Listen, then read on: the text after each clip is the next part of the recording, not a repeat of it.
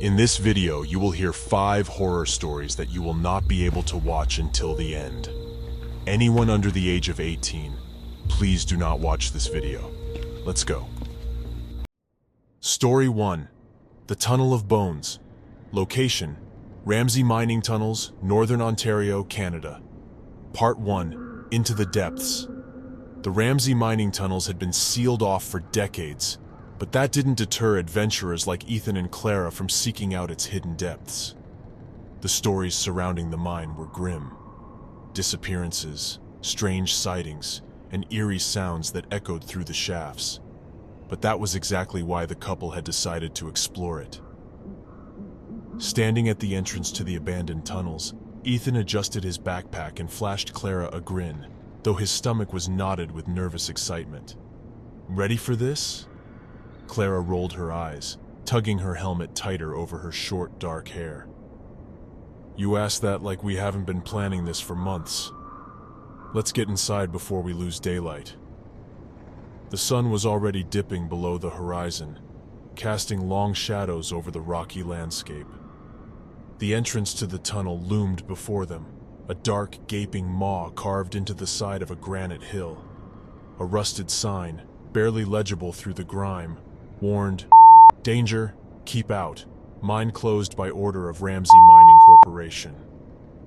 Ethan ignored the sign, as they both had done countless times before in their various urban explorations and cave dives. The real draw for them wasn't the thrill of breaking the law, it was the unknown. Every cave they entered, every abandoned building they explored, was a mystery waiting to be uncovered. The Ramsay Mining Tunnels, though, held a different kind of intrigue. There was something darker about this place, something no one had dared to explain. Clara adjusted her gear, her headlamp flickering on as she peered into the tunnel. "They say the miners sealed it off because of cave-ins," she muttered as they stepped over the crumbling threshold. Ethan chuckled softly. "They always say that. It's either cave-ins or dangerous gases. No one ever mentions the real reason." "The real reason being?" Ethan's voice dropped to a mock horror whisper. "Ghosts, curses, maybe something worse." Clara smirked, elbowing him in the ribs. "Keep it up, and I'll leave you down here for the ghosts." The air inside the tunnel was cool and musty, thick with the scent of damp earth and rusting metal. Their headlamps illuminated only a few feet in front of them, casting eerie shadows against the jagged rock walls. The tunnel sloped gently downward, the path uneven beneath their feet. And the deeper they went, the quieter it became. The wind outside faded to nothing, leaving them with only the soft scuff of their boots and the occasional drip of water echoing in the dark. For the first half hour, they moved with a sense of confidence. The tunnel seemed like any other mine they had explored, narrow, winding, and claustrophobic in parts, but otherwise unremarkable. Clara led the way, her breathing steady as she followed the map they had drawn based on old blueprints of the mine. But as they ventured deeper, things began to change. The first sign that something was off came when they reached a fork in the tunnel. One path was marked by the remains of an old wooden support beam, rotted and collapsing, while the other was narrow, with jagged walls that seemed to have been carved hastily. Clara knelt beside the beam, running her hand over the decayed wood. "This wasn't in the blueprints," she murmured. "At least not the ones we found." Ethan joined her, frowning at the unfamiliar passage. Maybe it was a later excavation, or something they didn't want people to know about. Clara's fingers brushed over something cold and hard embedded in the wall near the beam. She squinted, leaning closer. "Ethan, come look at this." He crouched beside her, shining his light where she pointed. His heart skipped a beat. Bones. They were small at first, fragments of what looked like animal bones, embedded deep in the rock. But as he scanned the wall, his light caught more of them.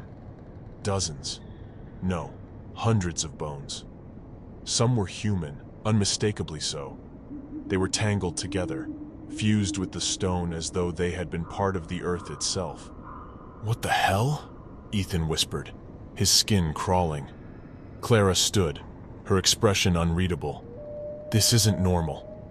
Bones don't end up like this naturally. It's almost like they were put here. Ethan's stomach twisted with unease, but he forced himself to stay calm. We should keep moving. Maybe there's an explanation deeper in. They followed the narrower path, the walls closing in around them as the tunnel sloped even further downward. The deeper they went, the more bones they found, embedded in the walls, hanging from the ceiling like grotesque stalactites. Some were clean and white, while others were old and brittle, darkened with age. The air grew colder, and the smell of damp earth gave way to something far worse, a thick, cloying stench that made Ethan gag. Clara's hand shot up, signaling for them to stop. She turned slowly, her eyes wide as she whispered, "Do you hear that?" Ethan strained to listen. At first he heard nothing but the sound of his own breathing. But then, faint and distant, he heard it. A soft creaking noise, like the groaning of old wood or the shifting of stone. But it wasn't natural. It was rhythmic, like the steady creak of something moving. "Let's keep going," Ethan said, his voice low. Clara hesitated, her gaze lingering on the walls around them. "Maybe we should turn back. We've come this far. We can't just leave." They pressed on, though the unease between them was palpable. The tunnel twisted and turned, growing narrower with each step until it opened up into a small chamber. In the center of the room stood an ancient mining cart, rusted and half buried in the dirt, and scattered around it were bones, hundreds of them. Human bones, arranged in intricate patterns, fused together in strange, disturbing formations. Ethan's breath caught in his throat as he realized what they were looking at. A nest. Part 2. The Bone Weaver. The nest of bones was massive, spanning the width of the chamber and rising nearly to the ceiling. The bones were woven together in a grotesque lattice, forming walls and tunnels within the chamber, like a macabre web of human and animal remains. Skulls stared blankly from the walls, their hollow eye sockets giving the nest a sinister, almost living presence. Rib cages, femurs, and vertebrae had been twisted and fused together, forming arches and pillars of bone. Clara took a step back, her face pale beneath her headlamp. This isn't possible." Ethan's stomach churned as he stared at the nest, trying to make sense of what he was seeing. "What the hell is this? Some kind of ritual? A graveyard?" Clara shook her head, her eyes wide with horror. No, it's more than that. This was built." Ethan swallowed hard, the bile rising in his throat. Built. The bones had been assembled, pieced together like some kind of grotesque monument. But who, or what, could have done such a thing? And why? Before they could process it further, the soft creaking sound returned, louder now, echoing through the chamber. It was a rhythmic, unsettling noise, like the cracking of old wood or the slow, deliberate movement of something heavy. Ethan spun around, his flashlight scanning the chamber, but there was nothing, just the twisted remains of the bone nest and the jagged walls of the tunnel. "Do you hear that?" he asked, his voice barely more than a whisper. Clara nodded, her face ashen. "Something's down here with us." They stood frozen, their breaths shallow as the creaking grew louder. The air seemed to grow colder, the smell of decay more pungent. And then, from the shadows at the far end of the chamber, something moved. It was slow at first, a faint rustling, like the sound of bones shifting and scraping against one another. But as it approached, the shape became clearer. A massive, hulking figure, its body twisted and grotesque, made entirely of bones. The creature was enormous, standing at least 8 feet tall, its body an amalgamation of human and animal bones, fused together into a monstrous form. Its limbs were long and crooked, its fingers ending in jagged, sharp bones that clicked and creaked as it moved. Its face, or what passed for a face, was a misshapen skull, its hollow eye sockets glowing with a dim, unnatural light. Ethan's blood ran cold as the creature stepped into the dim light of their headlamps. It moved with an eerie, almost mechanical grace, its bones creaking and cracking with each step. But what terrified him most wasn't its appearance. It was the fact that it was watching them. The Bone Weaver. The creature's head tilted slowly, as if studying them, its glowing eyes fixed on their every movement. For a moment, no one moved. The only sound was the soft creak of the creature's bones and the pounding of Ethan's heart in his chest. And then, with a sudden burst of speed, the creature lunged. "Run!" Ethan shouted, grabbing Clara's arm and pulling her toward the tunnel. They sprinted back the way they had come, their feet pounding against the uneven ground as the Bone Weaver's footsteps echoed behind them. The creature moved with terrifying speed, its limbs creaking and snapping as it chased them through the narrow passageways. Every time Ethan glanced back, he could see the flicker of its glowing eyes closer than before. The tunnel twisted and turned, the walls closing in around them, but there was no escape. The deeper they ran, the more the sense of dread grew, the walls of the tunnel seeming to press in on them. The bones embedded in the rock seemed to pulse with a strange energy, as if the very earth was alive with the creature's power. "We have to find another way out," Clara gasped, her breath ragged. Ethan nodded, though panic clawed at his mind. The Bone Weaver was relentless, its footsteps growing louder as it closed in on them. They had to do something, anything, to slow it down. As they rounded a corner, Ethan spotted a narrow crevice in the wall, just wide enough for them to squeeze through. Without thinking, he grabbed Clara's hand and yanked her toward it. "Quick! In here!" They ducked into the crevice, pressing themselves against the cold rock as the Bone Weaver's shadow loomed outside. The creature paused, its glowing eyes scanning the tunnel, the soft creak of its bones echoing through the air. Ethan held his breath, his heart pounding in his chest as he prayed the creature wouldn't see them. For a moment the creature stood still, its head tilted as if listening.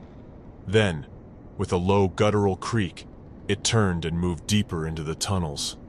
Ethan exhaled shakily, his body trembling with relief. Clara was beside him, her face pale, her breath coming in short gasps. "That thing," she whispered, her voice trembling. "What was that?" "I don't know," Ethan replied, his voice barely a whisper. "But we need to get out of here before it comes back." They waited a few minutes longer, listening for the sound of the Bone Weaver's footsteps. But the creature seemed to have moved on. Slowly, cautiously, they emerged from the crevice, their eyes scanning the tunnel for any sign of danger. The tunnel was empty, but the sense of unease remained. The bones embedded in the wall seemed to pulse with a faint, unnatural light, as if they were alive with the creature's power. Ethan's skin crawled as he realized the bones weren't just part of the walls. They were part of the creature. The Bone Weaver wasn't just made of bones. It was collecting them, adding them to its body, growing stronger with each victim. "We need to get out of these tunnels," Clara said, her voice trembling, "before it finds us again." Ethan nodded, though the weight of what they had seen hung heavy in the air. The Bone Weaver wasn't just a creature. It was a force of nature, a living nightmare made of death itself, and it wasn't going to let them leave easily. They moved cautiously through the tunnel, their eyes scanning every shadow, every corner for signs of the creature. The deeper they went, the more the sense of dread grew, the weight of the bones pressing down on them like a suffocating force. And then they saw it. Another nest. This one was larger, more intricate than the first, its walls made entirely of human bones. Skulls lined the walls, their hollow eyes staring down at them, and at the center of the nest lay something far worse. Bodies, the remains of the miners. Part 3. The Trap. The miners' bodies were entangled in the nest, their skeletons twisted and broken, their flesh long since decayed. Some had been torn apart, their bones scattered and woven into the grotesque structure, while others lay in pieces, as though they had been methodically dismantled. The sight made Clara gag, her hand flying to her mouth as she backed away from the grisly display. Ethan's stomach churned with revulsion, but he forced himself to approach the remains, trying to make sense of what had happened. These must be the miners who disappeared. Clara nodded, her face pale. But what did that thing do to them? As if in answer, a faint creaking echoed through the tunnel. Ethan and Clara both froze, their eyes darting toward the sound. The bone weaver was still close. "We have to get out of here," Clara whispered, her voice tight with fear. Ethan nodded, but his mind raced. There had to be a way to stop the creature, to trap it long enough for them to escape. The nest around them, the strange lattice of bones, it was built with purpose, and that gave him an idea. "Wait," he said, grabbing Clara's arm as she started toward the tunnel. "What if we trap it here?" Clara stared at him, her brow furrowed in confusion. "How? We don't even know what that thing is, let alone how to stop it." Ethan looked around the chamber, his mind racing. "The tunnels. They're narrow enough to contain it. If we can lure it in here, we might be able to collapse the tunnel and seal it inside." Clara hesitated, her eyes flicking toward the nest. "And how do we do that without getting ourselves killed?" Ethan's heart pounded in his chest. "I don't know. But we don't have much time." The creaking sound grew louder, closer. The bone weaver was coming back. Ethan scanned the chamber, looking for anything they could use to trigger a collapse. His eyes landed on an old, rusted cart sitting near the entrance to the chamber. It was half buried in the dirt, its wheels locked in place, but the cart itself was still intact, filled with loose rocks and debris from the mine's collapse. "This might work," Ethan said, gesturing to the cart. "We can block the tunnel with it and set off a collapse. If we can get the bone weaver in here, it'll be trapped." Clara's eyes widened as she realized what he was suggesting. "You want to lure that thing in here? It's the only way. If we don't, it's going to hunt us down." Clara stared at him for a long moment, her face pale with fear. But then she nodded, her jaw set with determination. "All right, let's do it." They worked quickly, dragging the cart into position at the entrance to the chamber. The wheels creaked in protest as they pushed it across the uneven ground, but it held together. Once the cart was in place, Ethan gathered as many loose rocks and bones as he could find, piling them up behind the cart to create a makeshift barricade. "Now what?" Clara asked, her voice tight with fear. Ethan looked around the chamber, his heart pounding. "Now we lure it in." Clara stared at him, her eyes wide. "How do we do that?" Ethan swallowed hard. "I'll draw it in. You stay here and get ready to trigger the collapse. When it's inside the chamber, push the cart and seal the tunnel." Clara's eyes widened with horror. "Are you insane? You can't go out there alone." "It's the only way," Ethan said, his voice trembling. "I'll be fast. Just trust me." Clara hesitated, her eyes filled with fear, but she nodded. "Be careful." Ethan took a deep breath, his heart racing as he stepped toward the tunnel. The creaking sound was louder now, the bone weaver's footsteps echoing through the darkness. His hands shook as he gripped the handle of his flashlight, the light flickering faintly as he moved down the narrow passage.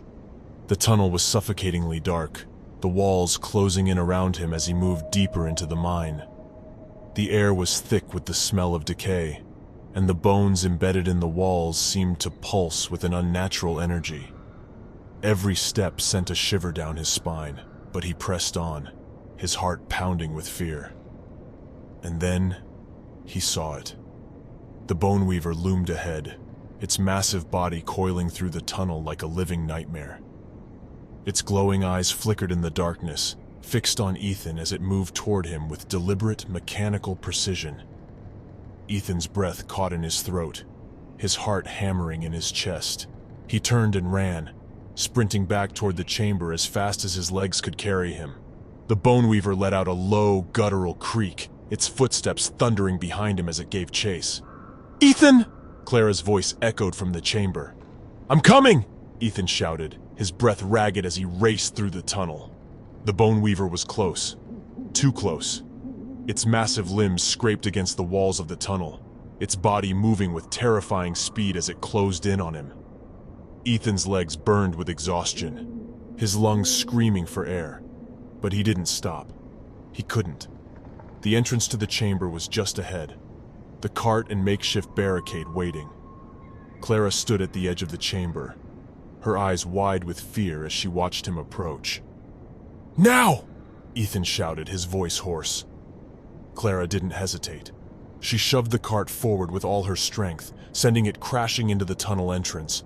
The rocks and bones piled behind it shifted, tumbling down in a cascade of debris. The tunnel groaned, the walls shaking as the weight of the collapse bore down.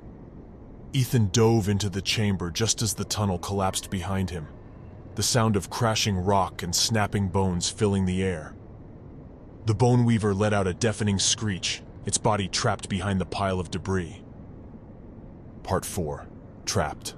Ethan lay on the ground, panting, his lungs burning from the sprint, and the adrenaline still coursing through his veins.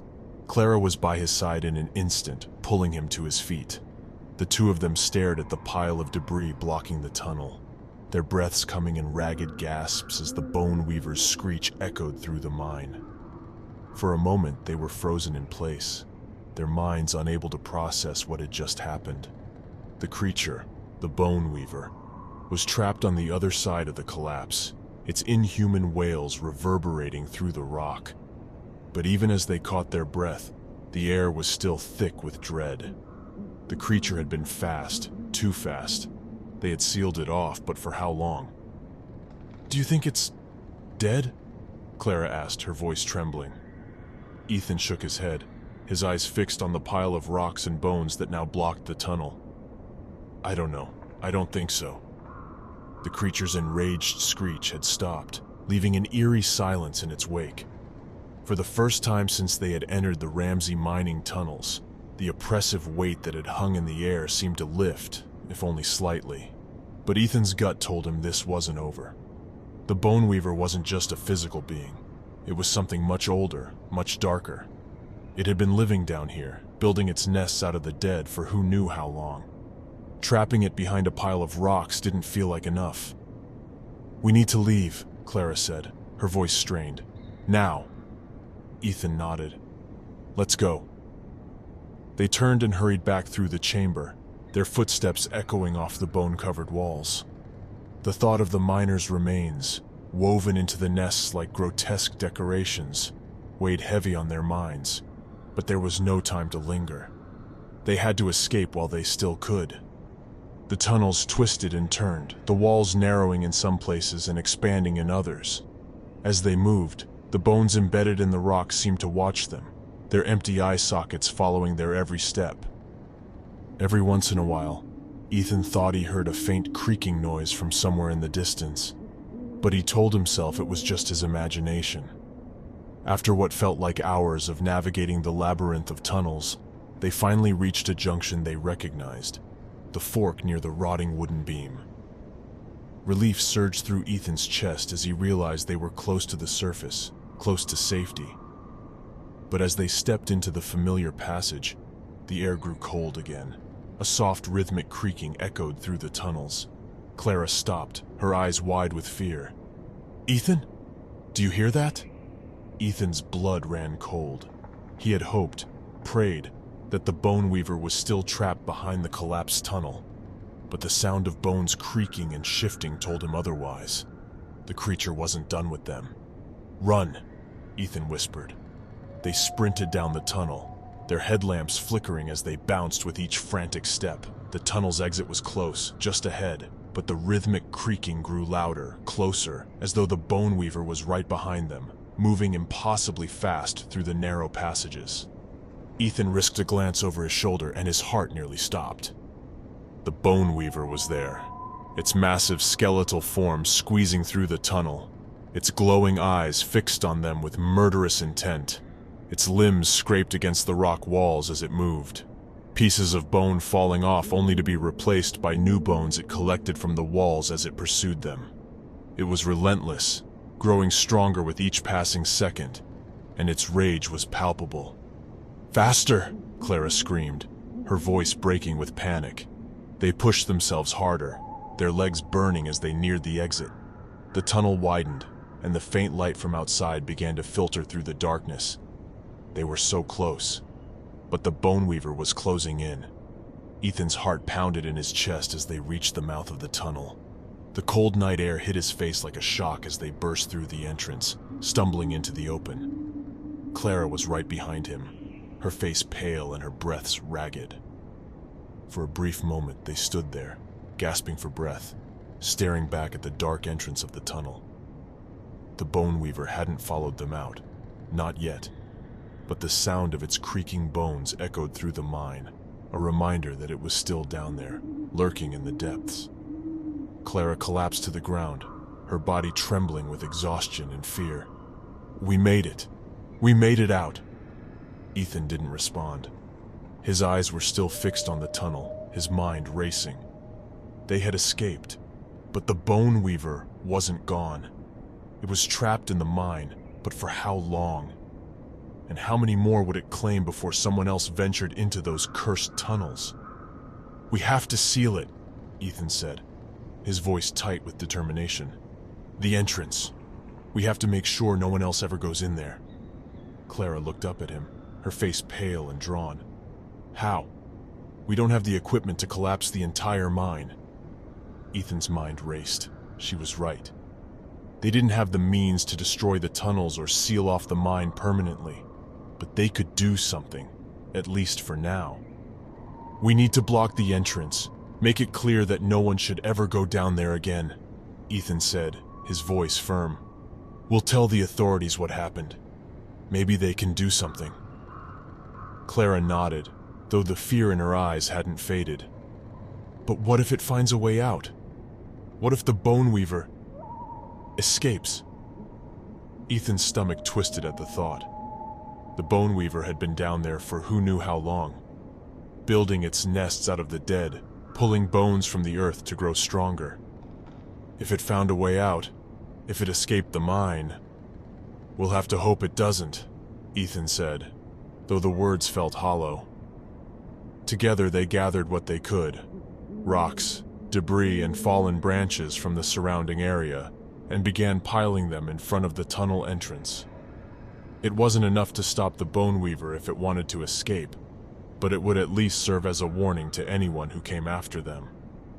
When they were done, the two of them stood in silence, staring at the blocked tunnel, their hearts heavy with the knowledge of what lay beneath the earth. "We need to leave," Clara said quietly. "We need to get as far away from this place as possible." Ethan nodded, his mind still racing with the horror of what they had encountered.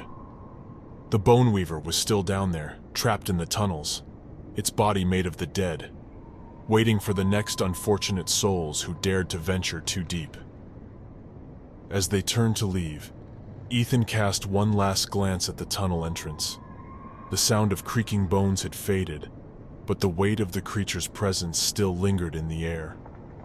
The Bone Weaver wasn't gone. It was waiting. Part 5. The Tunnel Remains. The drive back to the nearest town was silent. Clara kept her eyes fixed on the road, her knuckles white as she gripped the steering wheel. Ethan sat beside her, staring out the window, his mind replaying the events of the day over and over again. The image of the Bone Weaver, its glowing eyes, its body of bones, was seared into his memory. They had escaped, but the knowledge that the creature still lurked in the Ramsey mining tunnels gnawed at him. How many more would be drawn to the abandoned mine, unaware of the horror that awaited them? And would the Bone Weaver always be content to stay underground? Or would it one day emerge, seeking new victims? "We need to tell someone," Clara said, breaking the silence. "The authorities, the mining company, someone has to know." Ethan nodded, though he wasn't sure how much good it would do. Who would believe their story? Who would believe that deep below the earth, in an abandoned mine, a creature made of bones was waiting to claim new victims? Still, they had to try. By the time they reached the nearest town, it was late. The streets were quiet, and the small, dimly lit houses gave the town an eerie, deserted feel. Clara parked the car outside the local police station, and they both sat there for a moment, neither of them eager to relive the nightmare they had just escaped. "Are you ready?" Clara asked, her voice soft. Ethan took a deep breath and nodded. "Yeah, let's go." They stepped out of the car and walked up to the station, their footsteps echoing in the quiet night. As they entered the building, the officer behind the desk looked up, raising an eyebrow at their disheveled appearance. "Can I help you?" the officer asked, his voice gruff.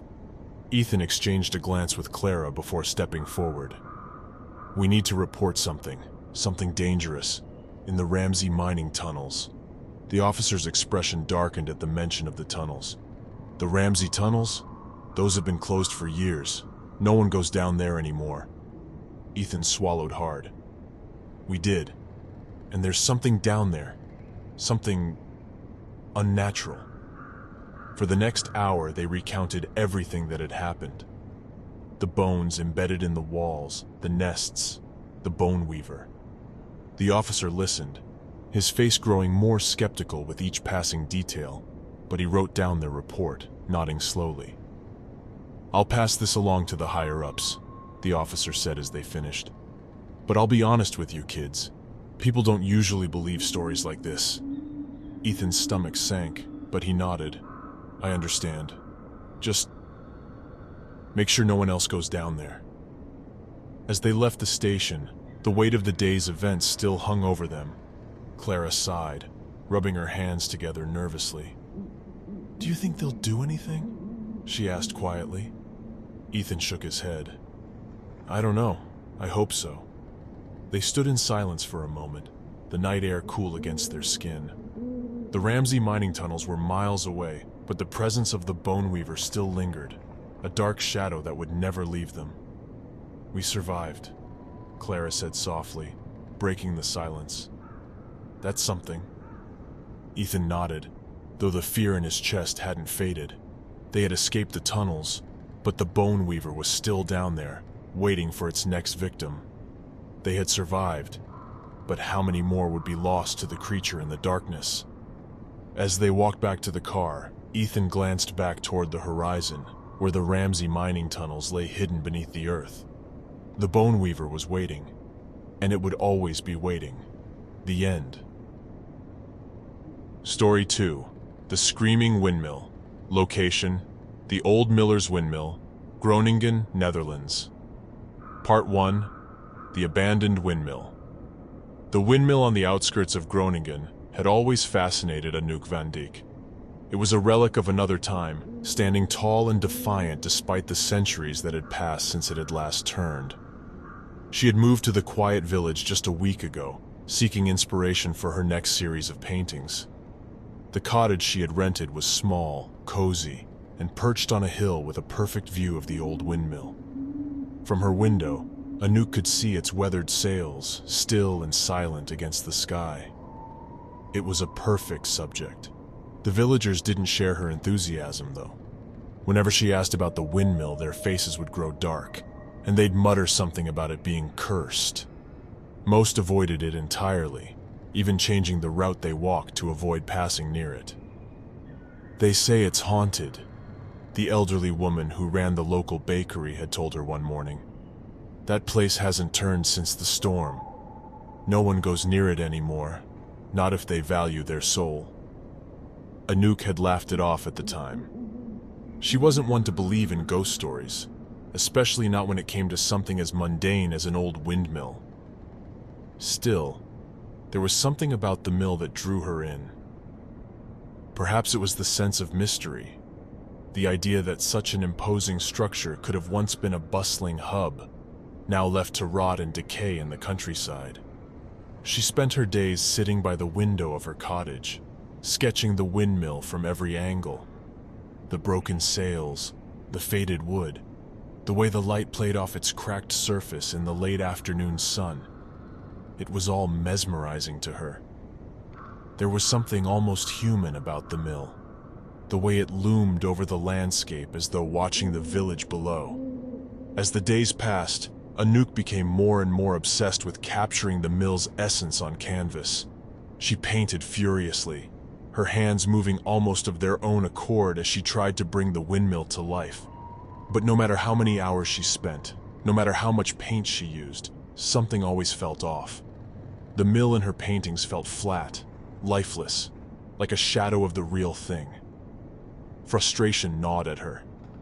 One night, as she lay in bed, staring up at the ceiling, Anouk made a decision.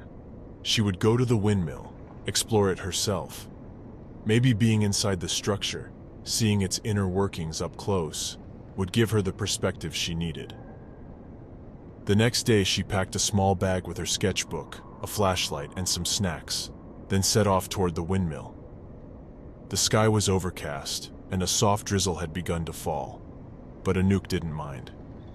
The mist added an extra layer of atmosphere to the already eerie landscape.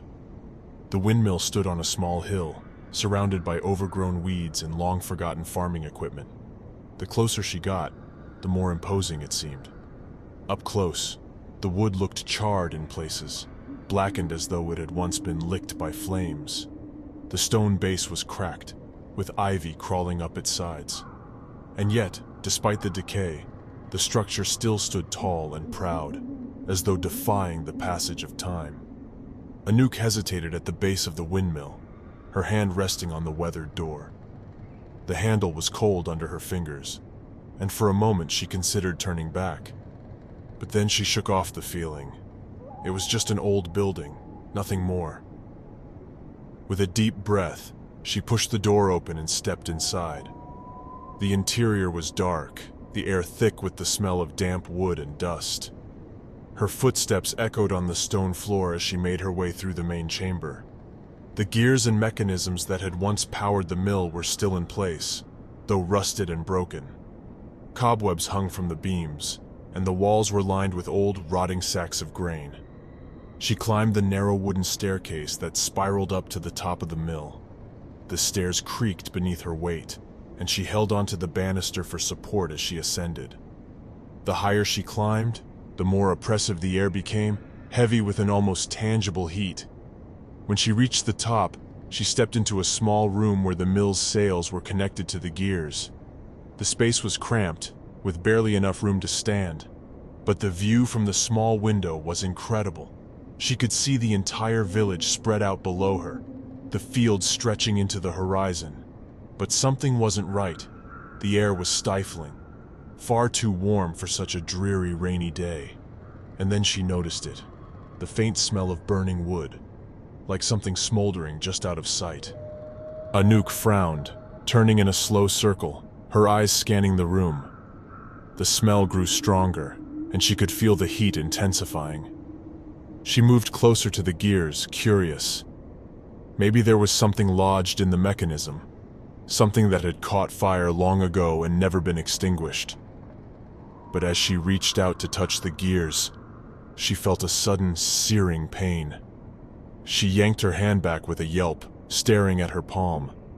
It was red and raw, as though she had just touched something burning hot. But that was impossible. The gears hadn't moved in decades. Before she could process what had happened, a low, grinding sound filled the air. The gears began to turn. Anouk stumbled back in shock, her heart pounding in her chest as the massive wooden gears creaked to life. The entire structure shuddered as the sails outside began to rotate, slowly at first, then faster. She could hear the wind whipping around the mill, though there hadn't been a breeze when she entered. Something was terribly wrong.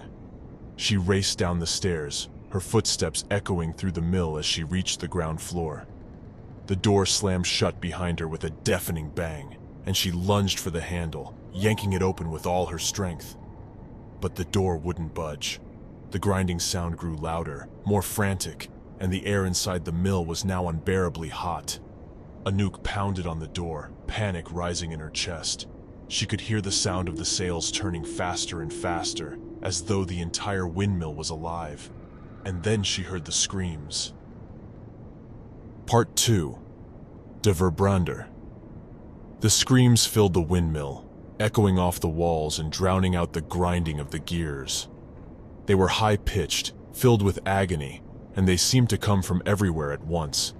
Anouk froze, her blood running cold as the sound reverberated through the old wooden beams. For a moment, she thought it might have been her own mind playing tricks on her. Just a trick of the wind or the old structure creaking under pressure. But as the screams continued, growing louder, more desperate, she realized with horror that they were real. Someone, or something, was inside the windmill with her.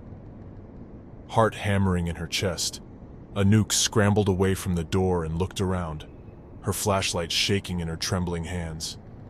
The interior of the windmill seemed darker now, the shadows stretching impossibly long and shifting with the flickering light. The air was so hot, it felt as though the walls themselves were beginning to melt. The grinding gears were deafening now, moving faster and faster. The sails outside spun violently, as though caught in a gale, but Anouk knew there was no wind. She could feel the heat radiating from the center of the mill, from deep within the walls, like an oven cranked to its maximum. Anouk's eyes widened as she saw it. In the heart of the windmill, where the massive gears interlocked, there was a faint glow. At first, it was barely noticeable. A dim red light that seemed to pulse in time with the turning of the gears. But as she watched, the glow grew stronger, brighter, until it was blinding. She shielded her eyes, backing away from the heat. The air around her shimmered, distorting the space inside the mill. It was as though the very structure had come alive, every beam and gear pulsing with some terrible energy. And then she saw the figure. It emerged from the center of the windmill, where the heat was most intense. At first it was little more than a shape, a shifting mass of molten light and shadow. But as it moved closer, its form became clearer. De Verbrander. The creature was tall, nearly twice the height of a man, its body composed of molten metal and flame. Its limbs were long and jagged, its fingers ending in sharp, glowing claws. The surface of its skin was like black glass, cracked and glowing with the fiery light beneath. Its eyes burned with an intense orange fire, and its mouth, twisted into a permanent snarl, emitted a low, guttural growl. Anouk's breath caught in her throat as she took in the sight of the creature. She had heard the legends, the stories the villagers told in hushed whispers, about how the windmill had been struck by lightning during the storm of 1885, and how the fire had consumed the structure. They said the miller and his family had died in the blaze, but their bodies had never been recovered. But no one had ever mentioned the fire spirit. De Verbrander moved toward her with slow, deliberate steps, its molten core radiating waves of heat so intense that the wood beneath its feet began to smolder and crack. The walls of the windmill groaned as the flames licked at the beams, threatening to engulf the entire structure. Anouk stumbled back, her mind racing as she tried to make sense of what she was seeing.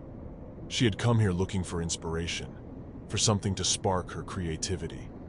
But this was a nightmare made real. She turned and bolted for the stairs, her feet slipping on the stone floor as she scrambled to escape.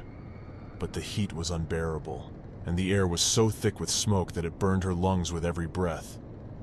Behind her, De Verbrander let out a deep, rumbling growl, its voice like the crackling of firewood in a roaring blaze. The sound sent shivers down Anouk's spine, and she pushed herself harder, desperate to get away from the creature. She raced up the stairs, her heart pounding in her chest as the windmill shook around her. The gears were still grinding, faster and faster, their sound mixing with the high-pitched screams that filled the air. The structure groaned under the strain, and Anouk knew it wouldn't hold much longer. As she reached the top of the stairs, the heat intensified. Sweat poured down her face, and her clothes clung to her skin, drenched in both sweat and fear. The small window at the top of the windmill was her only hope. If she could get to it, maybe she could escape.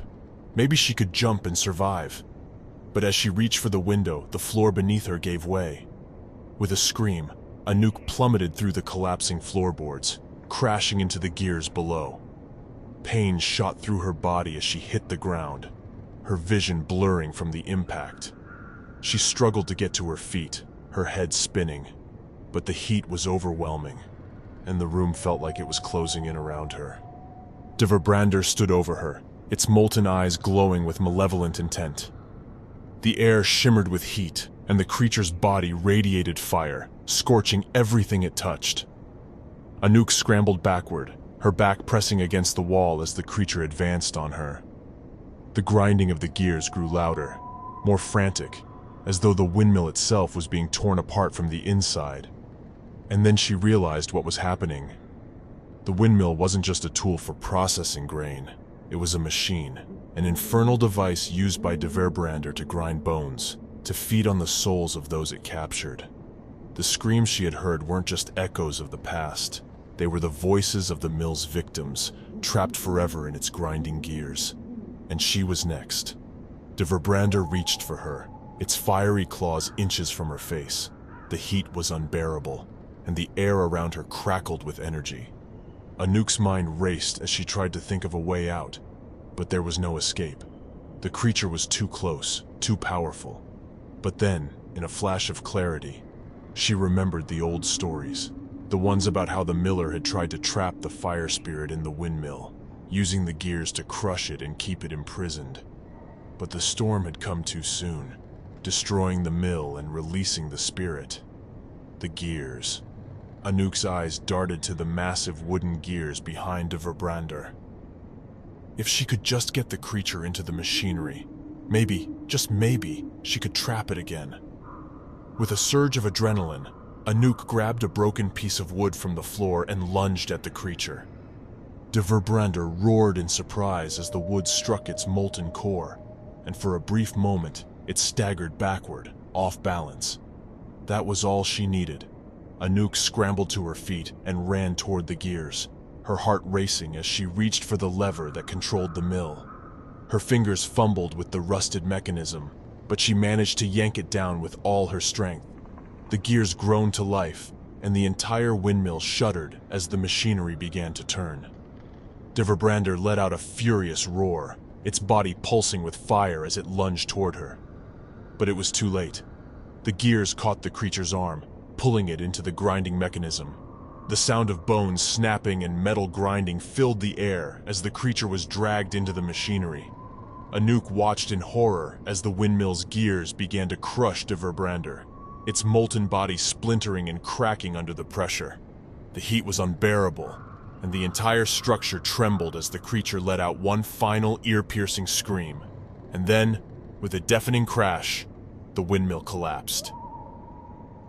Part 3. The Aftermath. When Anouk regained consciousness, the first thing she noticed was the cold. After the suffocating heat inside the windmill, the sudden drop in temperature felt almost surreal. She blinked slowly, her vision blurry, and it took her a moment to realize where she was. She was outside. The windmill had collapsed completely, leaving a pile of charred wood and twisted metal in its place. Smoke still rose from the ruins, the faint smell of burning wood lingering in the air. But the intense heat, the molten fire that had radiated from de Verbrander, was gone. She had escaped. Her body ached all over, bruised and battered from the fall, but she was alive. Somehow, against all odds, she had survived.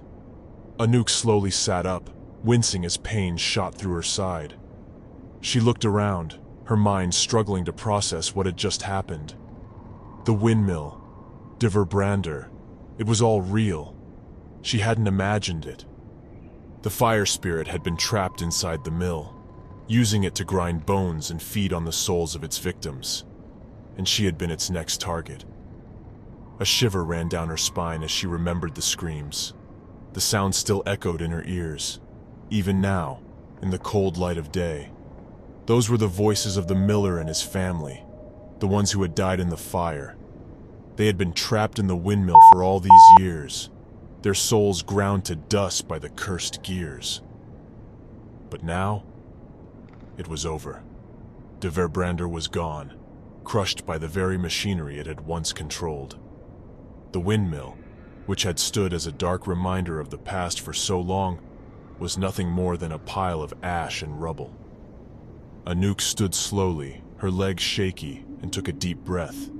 The air was cool and fresh, a welcome contrast to the stifling heat of the mill. She turned to look at the remains of the windmill, a sense of closure settling over her. The creature was gone, but the memory of what had happened here would stay with her forever. She walked away from the ruins, her mind still racing with everything she had seen. The village had been right. The windmill was cursed, but it wasn't the wind or the storm that had caused its destruction. It had been de Verbrander, the fire spirit that had taken over the mill and turned it into a machine of death. As she reached the edge of the field, Anouk glanced back one last time at the windmill. The smoke had mostly cleared now, leaving only the faint outline of the collapsed structure against the horizon. The sight was almost peaceful, in a strange way, but the peace was short-lived. A low rumble echoed through the air, so faint that Anouk almost didn't hear it.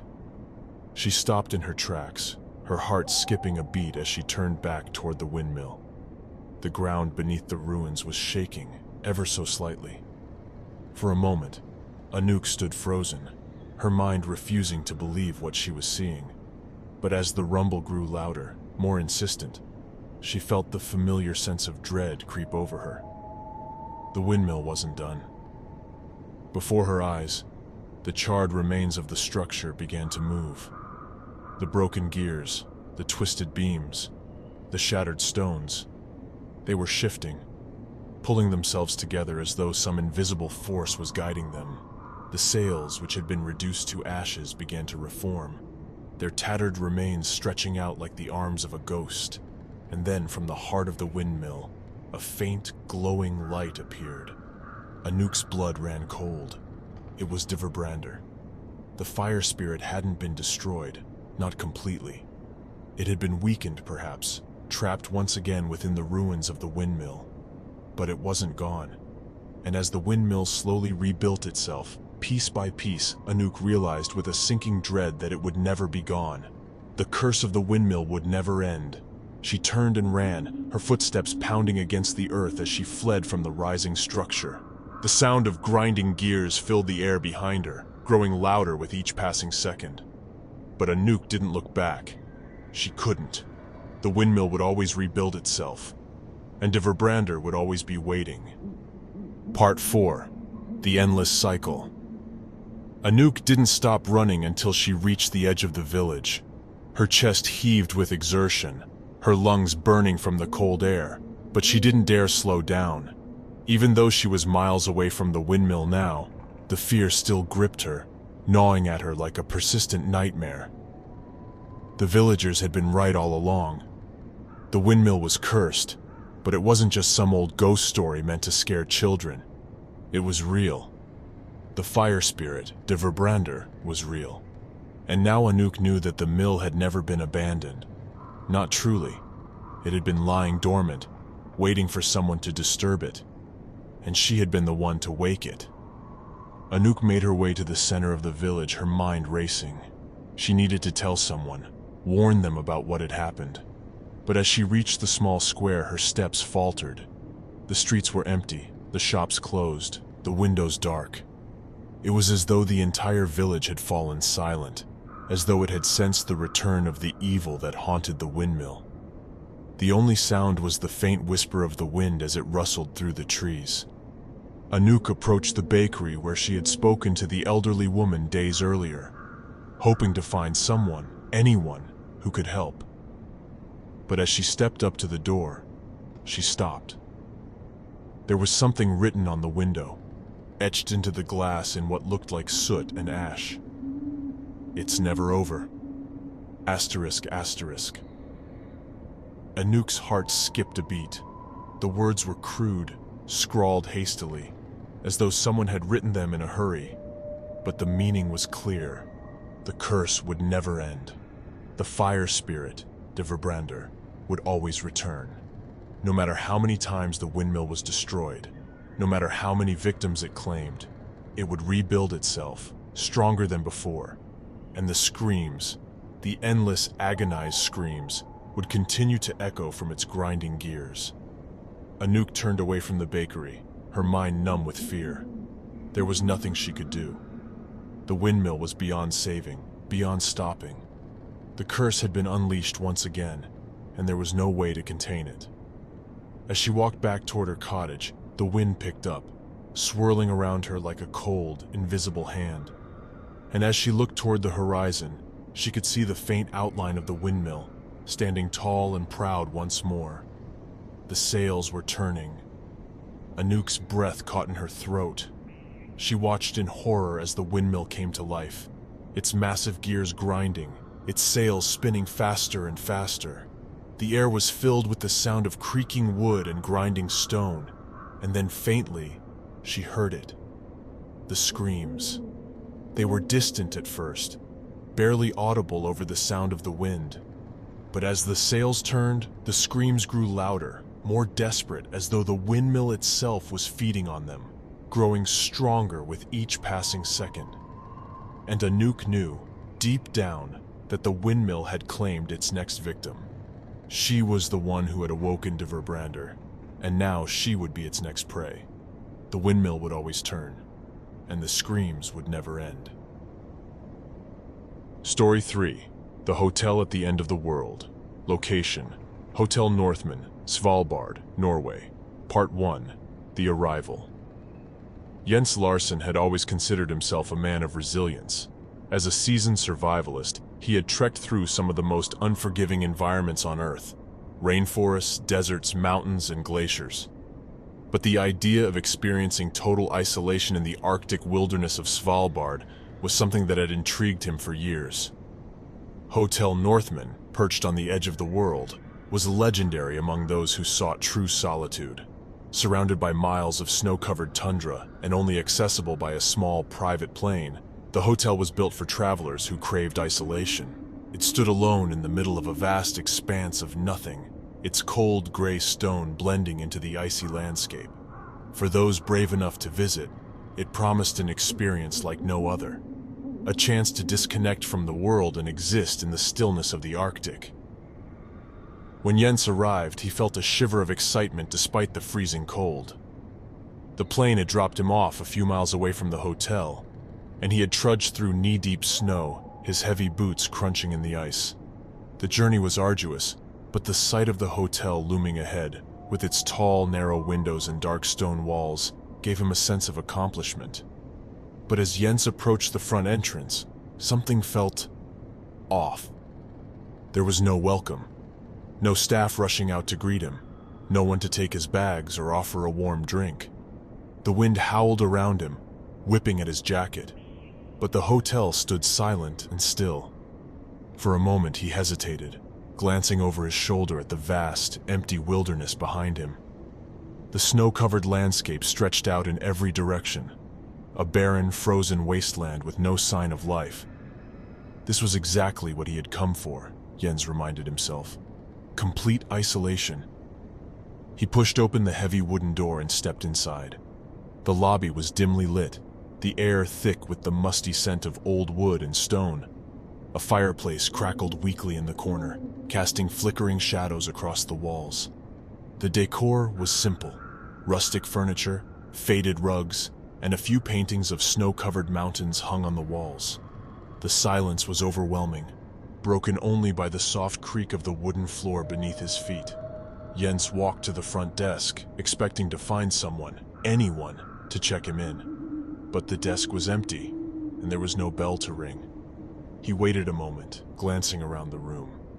He could see movement deeper within the hotel, figures in the distance, moving silently through the halls. But no one came to greet him. "Hello?" Jens called out, his voice echoing through the lobby. No response. He frowned, feeling a twinge of unease. The hotel was supposed to be remote, yes, but not abandoned. There were supposed to be staff here, and possibly a few other guests, even in the dead of winter. Shrugging off the strange feeling, Jens decided to explore on his own. He walked down one of the long, narrow corridors, his footsteps muffled by the thick carpet. The air grew colder the further he went, and the dim lights did little to warm the space. He passed door after door, each leading to rooms that were dark and silent, their numbers barely visible in the low light. Eventually, he came to a large sitting room. It was sparsely furnished, with a few armchairs arranged around another weakly burning fireplace. A group of people sat in the chairs, their faces pale and gaunt in the firelight. They didn't speak or even acknowledge his presence as he entered the room. "Excuse me," Jens said, trying to make eye contact with one of them. "I just arrived. Do you know where I can find the front desk staff?" The figures didn't respond. They stared blankly ahead, their eyes hollow and distant, as if they were barely aware of their surroundings. Jens felt a chill that had nothing to do with the temperature. "Is anyone working here?" he asked, his voice louder this time, hoping to get a reaction. Nothing. A sense of dread began to creep over him. The silence, the cold, the strange behavior of the other guests. It all felt wrong. He had expected solitude, yes, but this was something else. This was unsettling. He backed out of the room, his heart pounding, and hurried down the hall. His mind raced as he tried to make sense of the situation. Maybe the staff had gone on break, or perhaps they were in another part of the hotel. And the other guests, perhaps they were just exhausted from their own long journeys. But deep down, Jens knew that something was very wrong. He retraced his steps to the lobby and found his bag still sitting by the door. Without wasting any more time, he grabbed it and made his way up the grand staircase to the second floor, hoping to find his assigned room. As he climbed, the hotel seemed to grow colder and darker, the air thick with the scent of frost and something else. Something stale, like old death. The hallway stretched out before him, long and narrow with doors on either side. He found his room number and unlocked the door, stepping inside. The room was small and sparsely furnished, with a single bed, a nightstand, and a window overlooking the endless snow-covered landscape. The radiator by the window was cold to the touch, and Jens realized with a sinking feeling that there was no heat in the room. He dropped his bag on the bed and moved to the window, peering out into the darkening sky. The wind had picked up, howling across the tundra like a distant wail. Snow swirled in the air, making it difficult to see beyond the hotel's perimeter. And then, in the distance, he saw them. Figures, moving slowly across the snow. They were pale, their bodies almost blending into the landscape. But there was something unnatural about the way they moved. Their limbs were stiff, jerky, as if they weren't quite human. Jens stepped back from the window, his heart racing. What had he gotten himself into? Part 2. The Frostborn. The figures outside the hotel haunted Jens for the rest of the night. Every time he glanced out the window, they were there, moving slowly through the snow, sometimes drawing closer to the building, other times wandering further away, disappearing into the storm. He had come to Hotel Northman for isolation, but this was something far beyond what he had expected. It wasn't just the cold or the silence that unnerved him. It was the overwhelming sense of being watched, of being in a place where things moved just beyond the edge of his understanding. When morning came, Jens dressed quickly, eager to shake off the unease that had settled over him. He left his room and made his way downstairs, determined to find someone, anyone, who could explain what was happening. The air was even colder than the day before, and the weak light filtering in through the windows did nothing to warm the hotel's interior.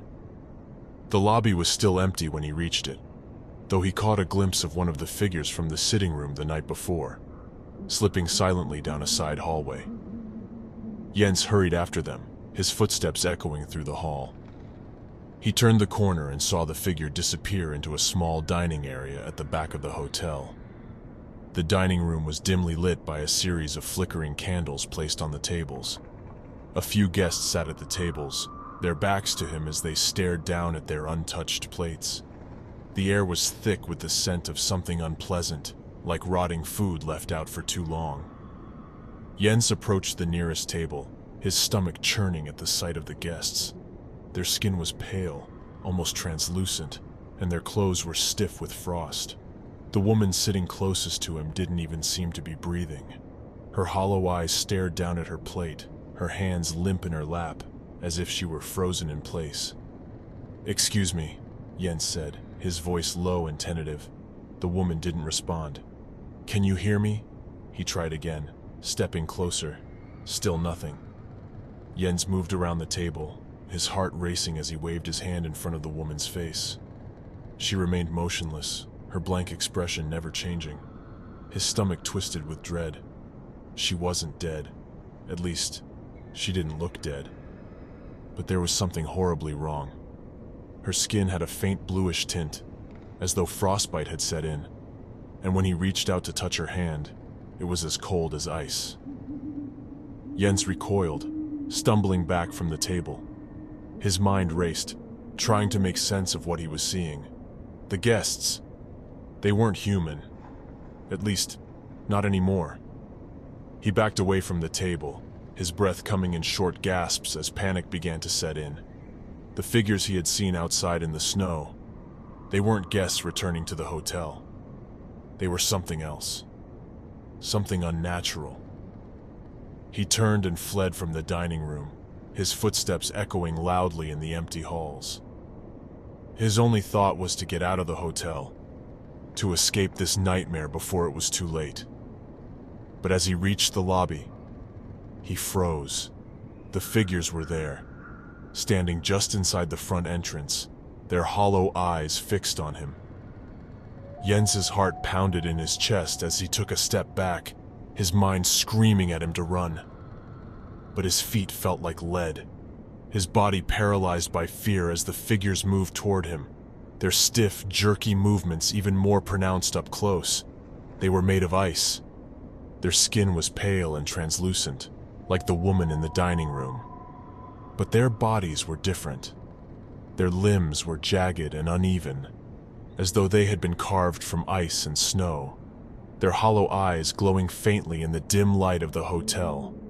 Their mouths hung open, as if frozen mid-scream, and their breath came in ragged, icy gasps. Jens stumbled back, his breath catching in his throat as the figures closed in around him.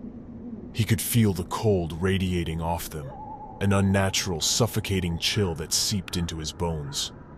These were the Frostborn, the beings the villagers had whispered about in the few stories he had managed to overhear during his journey to Svalbard. Travelers who had once come to the hotel, only to be consumed by the icy spirit that inhabited it.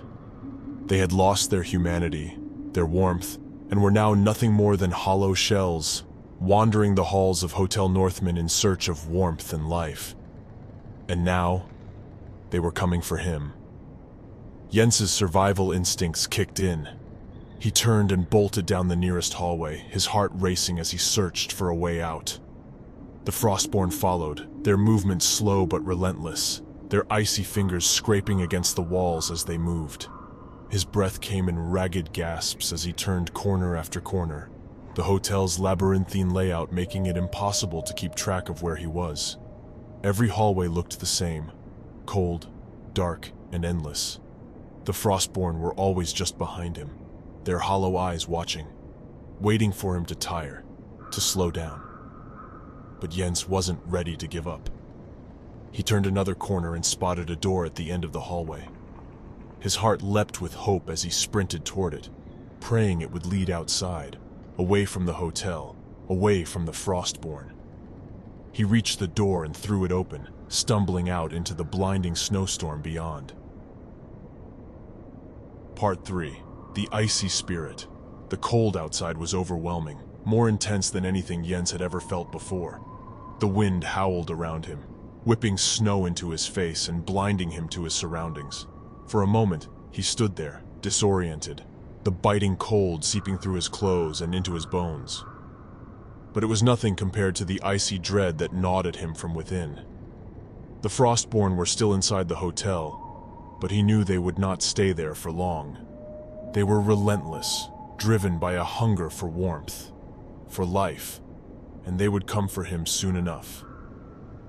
Jens forced himself to move, his feet dragging through the deep snow as he stumbled away from the hotel. The wind stung his face, and his breath came in short, painful gasps as the cold tightened its grip around him. He didn't know where he was going. There was nothing out here but endless tundra and snow. The nearest settlement was miles away, and without the plane that had brought him here, escape seemed impossible. But he couldn't stay, not with those things inside. As he trudged through the snow, Jens's mind raced. What had happened at Hotel Northman? How had the Frostborn come to be? He had heard the legends of travelers being consumed by the cold, but he had never believed them. And yet, here he was, running from creatures that defied everything he knew about the natural world. The hotel, he realized, was cursed. There was something inside it, something ancient and malevolent. The Frostborn weren't just victims of the cold. They were the creations of an icy spirit, a force that had taken over the hotel and turned its guests into frozen, hollow shells. He had to find a way to stop it. Jens continued through the snow, his legs growing weaker with every step. The storm showed no signs of letting up, and the cold was becoming unbearable. He glanced over his shoulder, half expecting to see the Frostborn emerging from the hotel, but the storm was so thick he couldn't see more than a few feet in any direction. Suddenly, his foot caught on something buried in the snow, and he fell hard to the ground, the cold biting into his skin. He groaned in pain, struggling to push himself up, but his body was exhausted. The cold had drained him of energy, and his muscles refused to cooperate. As he lay there, shivering in the snow, a thought crossed his mind. Maybe he wouldn't survive this after all. The hotel was miles behind him now, but it might as well have been right next to him. There was no escaping the Frostborn. They were part of the tundra, part of the cold, and they would find him, no matter how far he ran. Jens closed his eyes, the wind howling around him, and waited for the inevitable. But then, through the blinding storm, he heard a sound. A voice.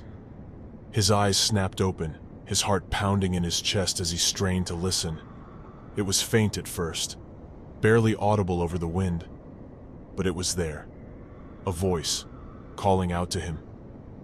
Jens! His breath caught in his throat. The voice was familiar but distant, as though it were coming from somewhere deep within the storm. Jens, come back! The voice was soft, almost soothing, but there was something wrong about it. Something cold and hollow, like the wind itself was speaking to him. Jens shook his head, trying to clear his thoughts. The cold was playing tricks on him, making him hear things that weren't there. He had to keep moving, had to find shelter before the cold consumed him completely. But the voice wouldn't stop. Jens, you can't escape. The wind shifted, and suddenly the voice was right beside him, whispering in his ear. Jens froze, his blood turning to ice in his veins as he realized the truth. The voice wasn't coming from the storm. It was coming from within him. He scrambled to his feet, his heart racing with terror as the voice grew louder, more insistent. It was inside his mind, crawling through his thoughts, filling him with a cold so deep it felt as though his soul was being frozen solid. You are mine, Jens. He stumbled forward, his breath coming in ragged gasps as he tried to outrun the voice, but it was useless. The cold had already taken hold of him, and no matter how fast he ran, he couldn't escape it. The wind howled around him, and for a moment, Jens thought he saw figures moving through the storm, pale, gaunt figures with hollow eyes and mouths, their bodies stiff and unnatural. The Frostborn. They had found him. Jens's legs gave out, and he collapsed to the ground, the snow swallowing him whole. The cold was unbearable now, an all-consuming force that gnawed at his flesh, his bones, his mind.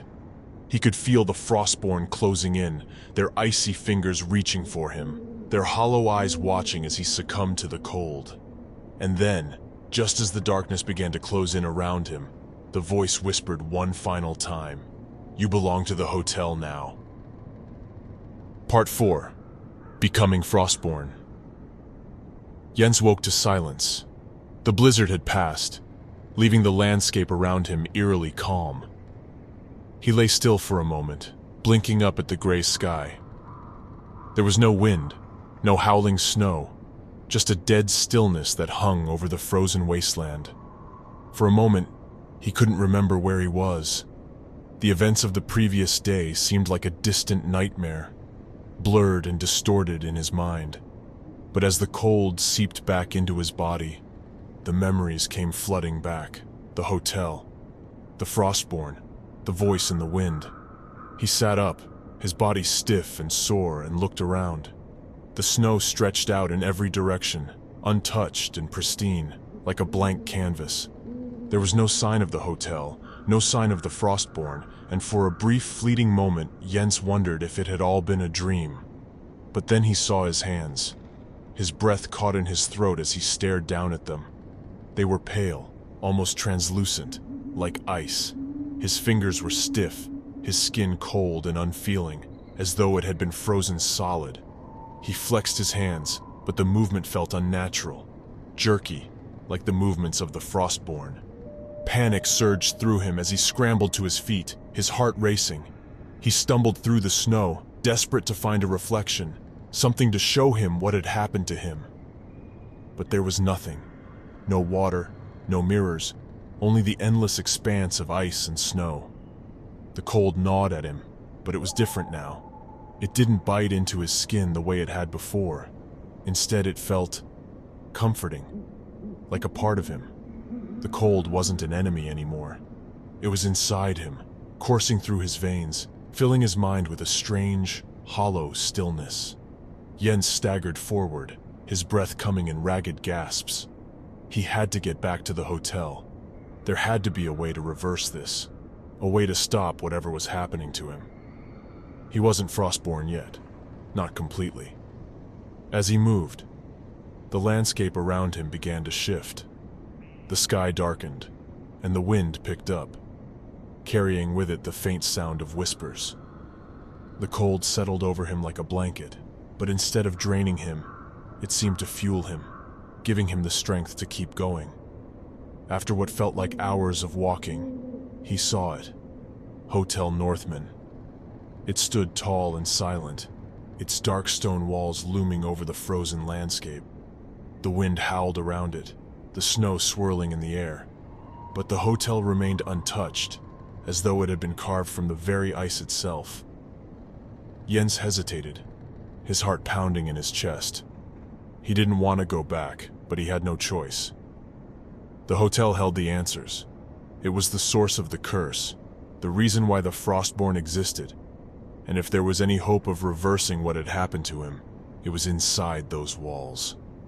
With a deep breath, he forced himself forward.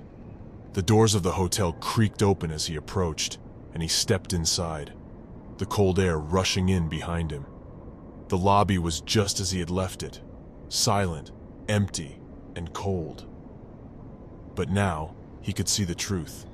The walls were lined with frost, the windows covered in a thin layer of ice.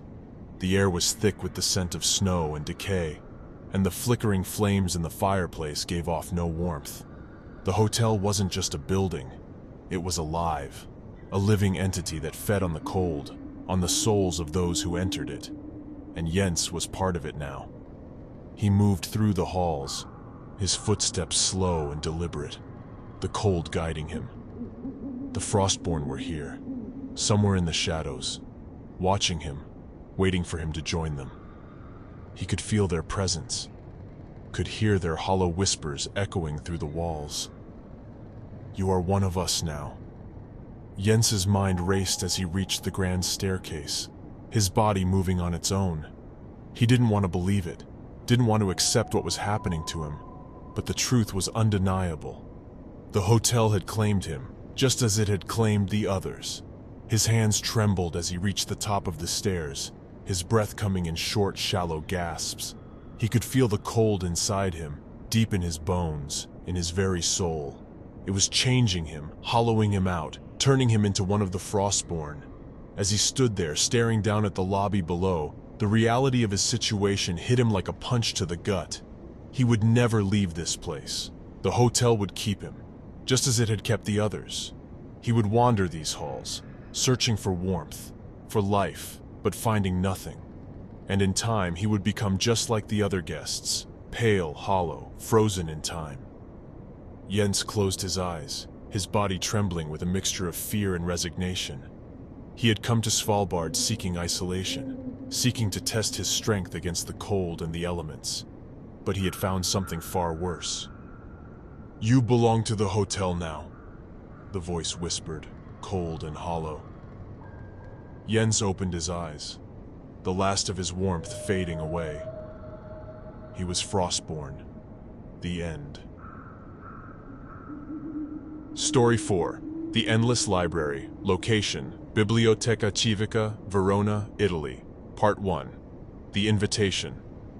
Lorenzo Vescovi had always been drawn to the forgotten corners of history. As a researcher specializing in rare and obscure texts, he had spent much of his life poring over manuscripts that most people had never heard of. He had studied the lost works of poets, the fragments of ancient philosophers, and the mysterious codices that defied translation. But nothing could have prepared him for the invitation he received from the Biblioteca Civica in Verona. The letter had arrived unexpectedly, an old-fashioned envelope sealed with red wax. Lorenzo had never requested access to the Biblioteca Civica, though he had heard of its extensive and world-renowned collection. The letter, signed by an unnamed archivist, offered him a unique opportunity: access to a hidden section of the library known as the Endless Library ***. It was a place that, according to rumor, housed books that had never been made available to the public. Some said it contained volumes that predated human civilization, others that it held the writings of lost worlds. But most dismissed the idea as myth, a story to tantalize scholars with the allure of forbidden knowledge. Lorenzo, however, was intrigued. He packed his things that evening and took the next train to Verona. By the time he arrived, it was late afternoon, and the sun was already sinking behind the city's ancient stone buildings. The Biblioteca Civica loomed at the edge of the piazza, its grand facade casting long shadows over the cobblestone streets. Inside, the library was quiet, its vaulted ceilings echoing the soft rustle of turning pages. Lorenzo checked in with the librarian at the front desk, showing her the letter. She read it with a furrowed brow and a brief glance at him, before nodding and leading him toward the back of the building. Her silence, the tense way she moved, made Lorenzo uneasy. She led him down a narrow hall, through a set of double doors, and into a section of the library that appeared untouched by time. The air was thick with dust, the shelves lined with books that looked centuries old, and at the end of the hall stood another door, this one made of dark polished wood with intricate carvings along its frame. "This is where the archivist will meet you," the librarian said, her voice low. She handed Lorenzo a key made of black iron. "You'll need this to leave." Before Lorenzo could ask any questions, she turned and left, the sound of her footsteps fading into the distance. Alone, Lorenzo hesitated for a moment, the weight of the key heavy in his hand. Something about this place felt wrong. The air was colder, the silence deeper, but his curiosity won out, as it always did. He approached the carved door and slid the key into the lock. With a quiet click, the door swung open, revealing a narrow staircase descending into darkness. Lorenzo's heart raced with anticipation. He stepped through the threshold, the door closing softly behind him, and began his descent. The stone steps were worn and uneven, and the walls seemed to press in on him as he went deeper. The only light came from small sconces along the walls, their flickering flames casting strange dancing shadows. At the bottom of the stairs, he found himself standing before another door, this one larger and even older than the last. Carved into the wood were strange symbols, runes that Lorenzo didn't recognize. He reached out and pushed the door open. The room beyond was vast, far larger than the space beneath the library should have allowed. Shelves stretched from floor to ceiling, packed with books of every size and shape. Some were bound in leather, others in materials that looked far older and more fragile. The air was thick with the scent of parchment and old ink. Lorenzo stepped inside, his eyes wide with awe. This was the endless library. For a long moment he simply stood there, taking it all in. There was something overwhelming about the sheer number of books, the sense of timelessness that permeated the air. But as he moved deeper into the library, something strange began to happen. The shelves seemed to shift. What had once been a clear path between the rows of books now twisted and turned, the shelves moving silently as though they were alive. Lorenzo turned back, intending to return the way he had come, but the door was no longer visible. The shelves had closed in, blocking his exit. Panic surged in his chest, but he forced himself to remain calm. He had dealt with ancient libraries before, some with strange architectural quirks, but this felt different. The air itself felt thicker, heavier, as though it were pressing down on him. As he wandered through the labyrinthine shelves, he began to notice other strange things. The titles of the books were written in languages he didn't recognize, their spines covered in symbols that made his eyes ache if he stared at them for too long. Some books seemed to hum softly, a faint vibration that pulsed through the air when he got too close. Lorenzo stopped in front of one particularly large volume, its cover a deep blood-red leather. His fingers itched to open it, to see what secrets it contained, but something in the back of his mind warned him against it. And then, from somewhere deep within the library, he heard a sound. The soft, rhythmic scrape of footsteps. Lorenzo's breath caught in his throat. He turned slowly, his eyes scanning the shadows between the shelves. The footsteps were deliberate, unhurried, moving steadily closer. And then he saw it. At the far end of the aisle, standing just at the edge of the flickering light, was a figure. Tall and thin, the figure wore a long, dark cloak that brushed the ground as it moved. Its face was hidden beneath a hood, but as it stepped closer, Lorenzo saw that the hood wasn't made of cloth. It was made of pages. Hundreds of pages from ancient books had been stitched together to form a mask, and the figure's fingers were long, thin quills, dripping ink onto the floor as it walked. It was the archivist. Part 2. The Archivist's Game. Lorenzo's heart pounded in his chest as the archivist approached. Every instinct screamed for him to run, but his feet remained rooted to the spot. The towering figure moved with a slow, deliberate grace, its quill-tipped fingers trailing along the edges of the shelves, as though it were caressing the spines of the ancient tomes. The ink dripping from its fingers left dark stains on the stone floor, each drop making a soft plinking sound in the silence. Lorenzo swallowed hard, his mouth dry.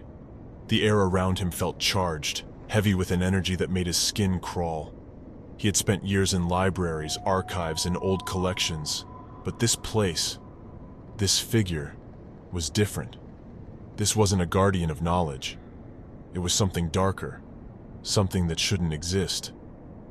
The archivist came to a stop a few feet from him, its head tilted slightly, as though observing him through the mask of pages that covered its face. The mask itself was a patchwork of ancient, brittle paper, with words scrawled across it in dozens of different languages. Some of the words seemed to move, shifting across the pages as if alive.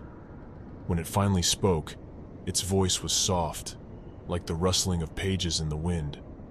But there was an unmistakable weight to it, a kind of ancient authority that sent shivers down Lorenzo's spine.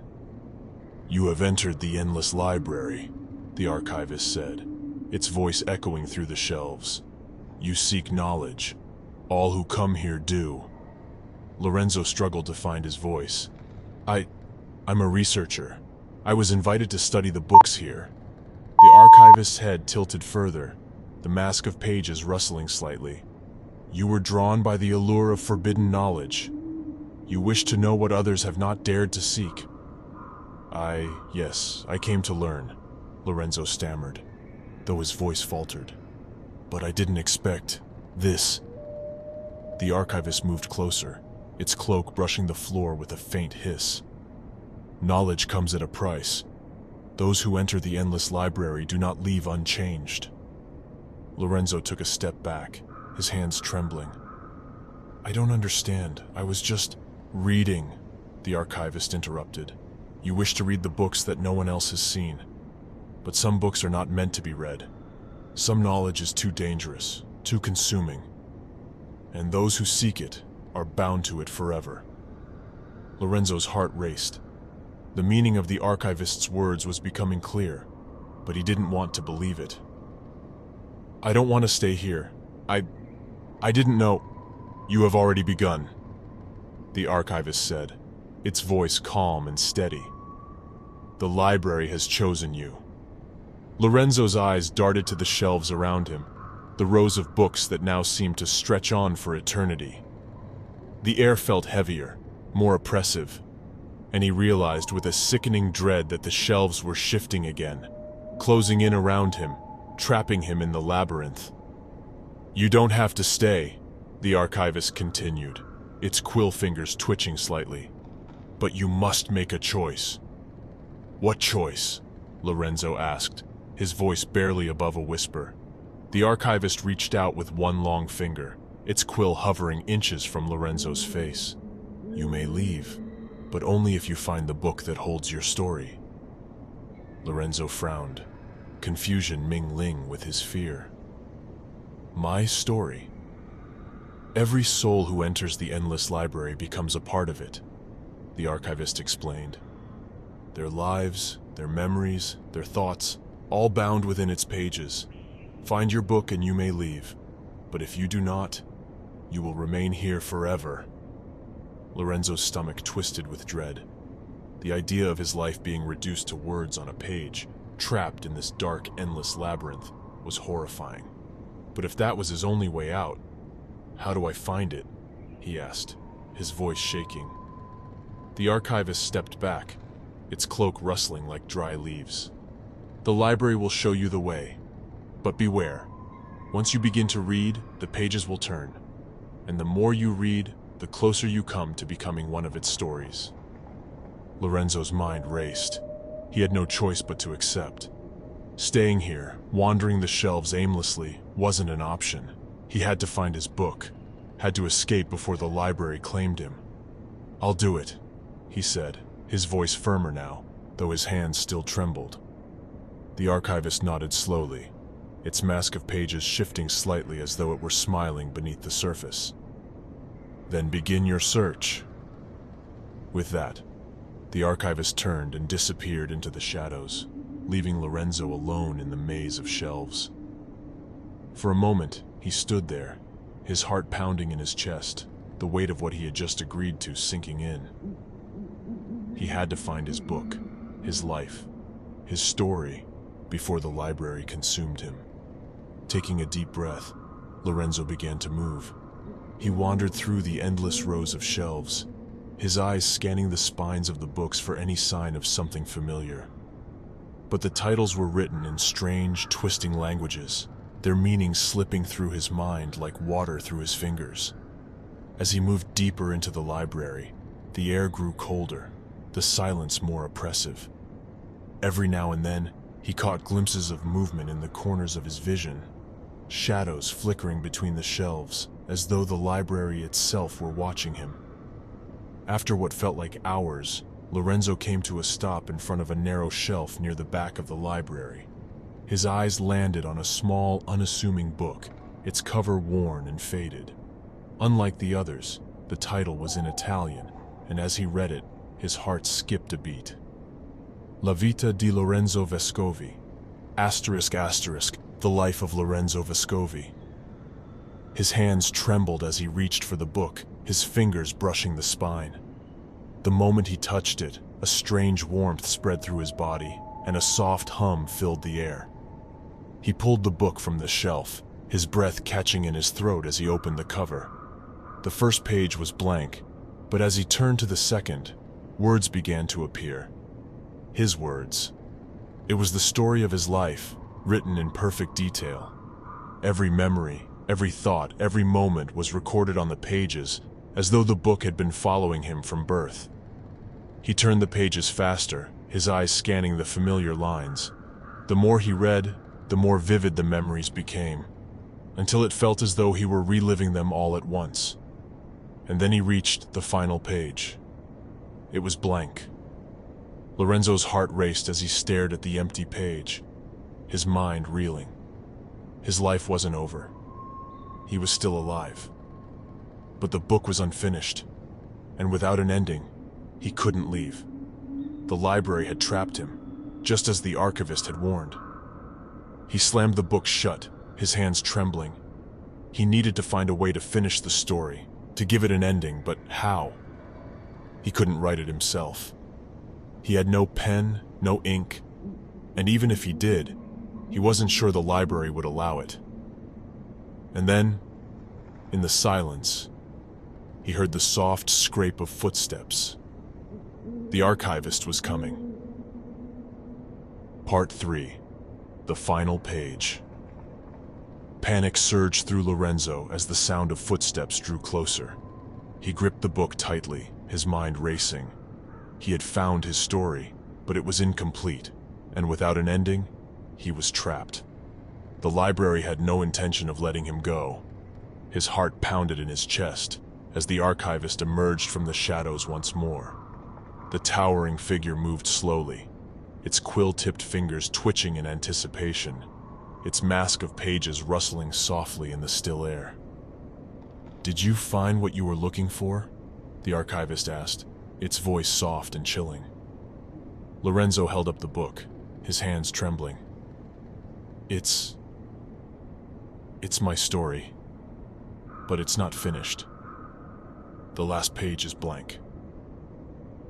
The archivist tilted its head slightly, the mask of pages shifting with the motion. "The library writes the story of those who enter, but only you can finish it." Lorenzo's pulse quickened. How? How do I finish it? The archivist reached out with one long finger pointing to the book in Lorenzo's hands. "You must give it an ending, one that the library will accept." Lorenzo stared down at the book, his mind reeling. He had no idea how to do that. His life wasn't over. He wasn't ready for it to be over. But if he didn't finish the story, he would never leave this place. The library would keep him forever, his mind consumed by the endless rows of books and the silent presence of the archivist. "How do I know what the library will accept?" he asked, his voice strained. The archivist stepped closer, its quill-tipped fingers hovering over the book. "The library feeds on stories. It craves knowledge, but it also craves endings. You must give it a satisfying conclusion, one that will keep your story from being forgotten." Lorenzo's stomach twisted. A satisfying conclusion. But what could that mean? He had lived a life filled with questions, always searching for answers in the forgotten texts of the world. But his own life, his own story, had never felt complete. There were too many things he hadn't done, too many mysteries he hadn't solved. And now, the library was asking him to write an ending. But how could he write the end of his life when he didn't know what it was supposed to be? He flipped through the pages of the book again, his fingers brushing the familiar words of his past. Memories flooded his mind, his childhood, his studies, his travels, his search for meaning in the ancient texts he had spent his life exploring. And then he realized something. The story wasn't about his life at all. It was about his search for knowledge, his relentless pursuit of the unknown. The library had brought him here because it was the culmination of everything he had spent his life looking for, an endless source of knowledge hidden away from the world. But now he understood the truth. The library didn't offer knowledge, it offered oblivion. The archivist had said that the library fed on stories, on endings. But what if he didn't give it one? What if he refused to end his story? What if, instead of finishing his life, he chose to continue searching for answers, to keep questioning, to never stop? Lorenzo's heart raced as the thought took hold. The library wanted an ending, but he wasn't ready to give it one. He wasn't ready to stop searching, to stop learning. His life wasn't over. It was still unfolding, still full of possibilities. He closed the book, his hands trembling, and looked up at the archivist. "I won't give you an ending." The archivist's head tilted, the mask of pages shifting with the motion. "You must." "No," Lorenzo said, his voice firm. "My story isn't finished, and I won't let the library decide when it ends." The archivist's quill fingers twitched, and for the first time, a hint of emotion flickered across its strange, faceless form. Surprise, perhaps, or curiosity. "You cannot escape the library without an ending. That is the law." "Then I'll break the law," Lorenzo said, his heart pounding in his chest. "I won't give you what you want." The archivist was silent for a long moment, the air around them growing colder, heavier. The shelves seemed to press in on them, the books humming softly, as though the library itself was listening, waiting. And then slowly, the archivist stepped back. "You are not the first to refuse," it said, its voice low and almost amused. "But none have succeeded." Lorenzo's breath caught in his throat. "What happens to them?" The archivist tilted its head, the mask of pages rustling softly. "They remain. Forever." Lorenzo's blood ran cold. The archivist wasn't threatening him. It was stating a fact. Those who refused to finish their story were doomed to wander the endless library for eternity, their minds consumed by the search for an ending that would never come. But Lorenzo wasn't willing to accept that fate. He had spent his life searching for answers, and now, more than ever, he realized that the search itself was the point. He didn't need an ending. He needed to keep going, to keep questioning, to keep learning. He took a deep breath and made his decision. "I won't be like them," he said, his voice steady. "I'll find a way out." The archivist watched him for a long moment, its quill-tipped fingers twitching slightly. Then, with a soft rustle of pages, it turned and disappeared into the shadows, leaving Lorenzo alone with his book. For the first time since entering the library, Lorenzo felt a sense of clarity. He didn't need to play by the library's rules. He didn't need to give it the ending it craved. His life was still his own, and as long as he refused to finish the story, he had a chance to escape. He tucked the book under his arm and began to walk. The shelves stretched endlessly before him, but he no longer felt lost. The library might be vast, but it wasn't infinite. Somewhere, there had to be a way out. A crack, a door, something that would lead him back to the real world, and he would find it. Part 4. The Living Book. Days, or perhaps weeks, passed as Lorenzo wandered the endless rows of books. Time had lost all meaning in the library, but he refused to give in to despair. He moved through the shelves with a single-minded determination, his book tucked securely under his arm. He wouldn't let the library consume him, wouldn't let it trap him in its endless labyrinth of knowledge and oblivion. But the library had other plans. The deeper Lorenzo ventured, the more the library seemed to twist around him. The shelves no longer followed any logical pattern, curving and spiraling in ways that defied geometry. Books shifted on the shelves as he passed, their spines whispering to him, begging to be opened. But he didn't dare touch them. He knew that if he opened another book, if he let himself get lost in its pages, he might never find his way out. The library was alive, and it was hungry for stories. But Lorenzo's story wasn't over. Not yet. One day, as he turned a corner, he found himself standing before a mirror. It was a large, ornate thing, its frame made of dark wood carved with intricate symbols. The glass was cloudy, as though covered in a thin layer of dust. Lorenzo hesitated. There had been no mirrors in the library before. This felt different, deliberate, as though the library was showing him something. Slowly, he stepped forward and wiped the dust from the glass. His reflection stared back at him, but it wasn't the reflection he expected. His face was pale, almost translucent, and his eyes were hollow, like the eyes of the archivist. His skin was thin and papery, and when he raised his hand, he saw that his fingers were no longer flesh and bone. They were quills, dripping ink onto the floor. Lorenzo stumbled back in horror, his heart racing. The library had already begun to claim him. He looked down at the book in his hands, his fingers trembling. The cover was darker now, the title almost unreadable.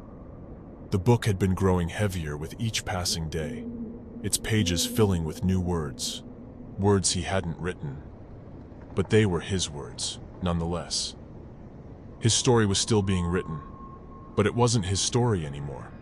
The library was writing it for him, turning him into one of its living books, just like the archivist had warned. "No," Lorenzo whispered, his voice shaking. "I won't let this happen." But deep down, he knew the truth. The library had already won.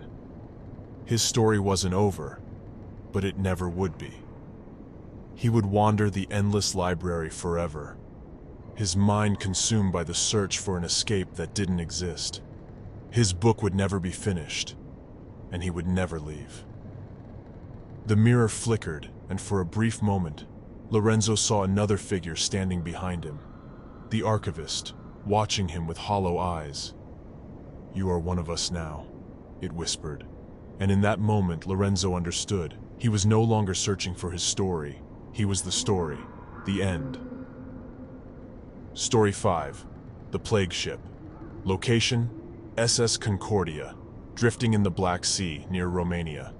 Part 1. The Arrival. Captain Bogdan Petrescu stood on the deck of his tugboat, the Valiant staring through the binoculars at the looming silhouette of the SS Concordia. The ship was a massive cargo vessel, its rusted hull barely visible through the thick fog that clung to the surface of the Black Sea. It had been drifting for decades, an abandoned ghost ship that had become the stuff of maritime legend. No one had dared approach it until now. Bogdan had been tasked with towing the Concordia back to port. It was an odd job, one that didn't sit well with him. But the money had been too good to pass up. The Romanian authorities wanted the ship back for reasons they wouldn't fully explain, and Bogdan was in no position to turn down a payday. As they approached the vessel, the eerie silence that surrounded the Concordia grew more pronounced. The sea was calm, unnaturally so, and the fog hung thick and heavy in the air. It felt as though they were entering another world, one where time had stopped, and the living had no place. Bogdan's first mate, Ionet, stood beside him, his expression grim. "It doesn't feel right, Captain. This ship, it should have sunk by now." Bogdan lowered the binoculars, glancing at his crew. Ionet wasn't the only one who seemed uneasy. The others, Mihai, the ship's engineer, and Andre, the deckhand, were both staring at the Concordia with wide, anxious eyes. Even Stefan their youngest crew member, who usually joked about everything, was quiet. "I don't like it either," Bogdan admitted. "But we've got a job to do. Once we board and assess the condition of the ship, we'll tow it back. We'll be in and out in a few hours." Mihai grunted. "Let's just hope the engines haven't rusted through. Otherwise, we'll be towing deadweight all the way back to Constanta." Bogdan nodded. "Let's get ready. I want us off that ship before nightfall." As they prepared to board the Concordia, a sense of foreboding settled over them like the fog. The ship loomed larger as they drew closer, its towering hull covered in patches of rust and algae. The lifeboats had long since rotted away, and the deck was littered with debris. But the most unsettling thing was the stillness. There were no sounds of creaking metal, no wind whistling through the rigging, just the oppressive silence of a ship that had been adrift for far too long. Bogdan climbed the rusted ladder first, his boots slipping slightly on the damp rungs. When he reached the top, he pulled himself over the railing and landed on the deck with a thud. The air was thick with the smell of rot and decay, and the wood beneath his feet creaked ominously. The rest of the crew followed him onto the deck, their faces pale and tense. Ionut was the first to speak. "This place feels wrong, Captain." Bogdan couldn't argue with that. There was something deeply unsettling about the Concordia, something that went beyond the usual unease of being on an abandoned ship. It was as if the very air was tainted with a malevolent presence. "Stay sharp," Bogdan said, his voice low. "We'll split up. Ionut and Andre, check the bridge and the navigation systems. Mihai, you and Stefan go down to the engine room. I'll take a look at the crew quarters. We'll meet back here in an hour." The crew nodded, though their reluctance was palpable. As they moved off into their assigned areas, Bogdan couldn't shake the feeling that they were being watched. He turned and made his way toward the crew quarters, the sound of his footsteps echoing in the silence. The corridor leading to the quarters was narrow and dimly lit, the walls streaked with rust and grime. The doors to the cabins were ajar, some hanging off their hinges, and the smell of decay was stronger here. Bogdan covered his mouth with a handkerchief as he pushed open the first door. Inside, the room was a mess. The bed was overturned, the sheets stained and rotting. Papers were scattered across the floor, and a thick layer of dust covered everything. But what caught Bogdan's attention was the chair in the corner of the room. It was tipped over, and on the floor beside it was a dark, dried stain that looked disturbingly like blood. Bogdan's stomach churned as he backed out of the room. Something had happened here, something violent. He moved to the next cabin, his heart pounding in his chest. The second room was much the same, though this time the bed was covered in a strange black substance that looked like mold. Bogdan reached out to touch it, but recoiled when his fingers brushed against it. The substance was warm and pulsing, as if it were alive. "What the hell?" he muttered, wiping his hand on his jacket. He quickly left the room and continued down the hall, his mind racing. This wasn't right. The ship was more than just abandoned. It was infected. As he neared the end of the corridor, he heard a faint sound, something that made his blood run cold. A low, rasping breath. He stopped, his hand instinctively reaching for the small flashlight he carried. He shone the beam down the hallway, but there was nothing there. The sound came again, louder this time, and Bogdan's pulse quickened. He was no longer alone. Part 2. The infection. Bogdan's breath caught in his throat as the rasping sound grew closer. His hand tightened around the flashlight, and he turned slowly, scanning the shadows at the far end of the corridor. The beam of light flickered as it passed over the rusted walls, the warped door frames, the thick grime that seemed to cling to every surface. And then he saw it. A figure, hunched and twisted, stood in the doorway of one of the cabins, its back turned to him. The creature's skin was gray and rotting, patches of it hanging loosely from its bones. Its shoulders rose and fell with each labored breath, and Bogdan could see thin, black tendrils snaking out from beneath its ragged clothing, writhing and twitching in the dim light. Bogdan's stomach churned, and he instinctively took a step back. Whatever this thing was, it wasn't human. At least, not anymore. The figure moved suddenly, turning its head toward him with a jerky, unnatural motion. Its eyes, milky white and glazed, locked onto Bogdan, and for a brief moment they seemed to focus, as if it recognized him. And then it screamed.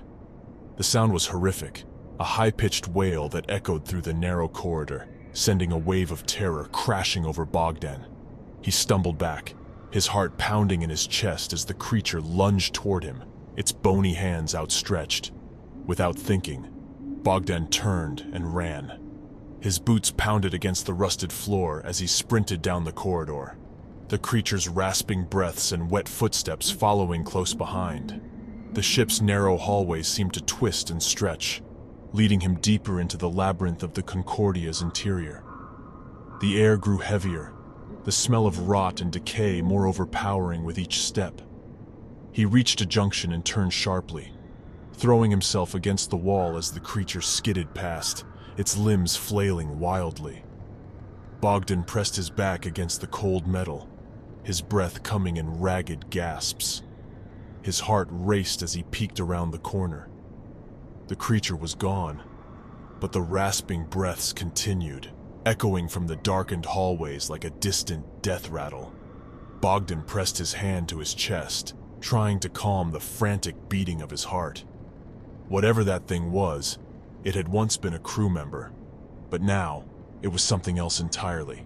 A twisted, rotting shell animated by whatever disease had overtaken the ship. He had to find his crew. They needed to get off the Concordia before it was too late. Bogdan turned and ran back toward the deck, his mind racing. As he approached the staircase that led back to the main deck, he heard the sound of footsteps, human footsteps, coming from above. "Ionut!" he shouted, his voice hoarse. Moments later, Ionut appeared at the top of the stairs, his face pale and drawn. He looked down at Bogdan, his eyes wide with fear. "Captain, what the hell is going on here?" Ionut asked, his voice trembling. "We found something. Andre. He's..." Bogdan climbed the stairs quickly, grabbing Ionut by the shoulder. "What happened? Where's Andre?" Ionut shook his head, his eyes filled with panic. "He's dead, Captain. Something attacked him. His skin, it's rotting. I don't understand." Bogdan's stomach twisted. He had seen the creature in the corridor, and now Andre was dead. The infection had spread faster than he had anticipated. "Where's Mihai and Stefan?" Bogdan demanded. "They're still in the engine room," Ionut replied, his voice shaking. "We need to get them and get off this ship. There's something wrong here. Something unnatural." Bogdan nodded, his jaw set with determination. "We're not leaving without them. Come on." The two men hurried toward the engine room, their footsteps echoing through the empty halls. The ship seemed to groan and creak around them, as though it were alive, and Bogdan couldn't shake the feeling that they were being watched. As they descended into the lower levels of the ship, the air grew thicker, the stench of decay almost unbearable. Bogdan covered his mouth and nose with his sleeve, but it did little to block out the overwhelming smell. Ionut gagged beside him, his face pale as they pushed deeper into the bowels of the Concordia. Finally, they reached the engine room. The door was slightly ajar, and a dim light flickered from inside.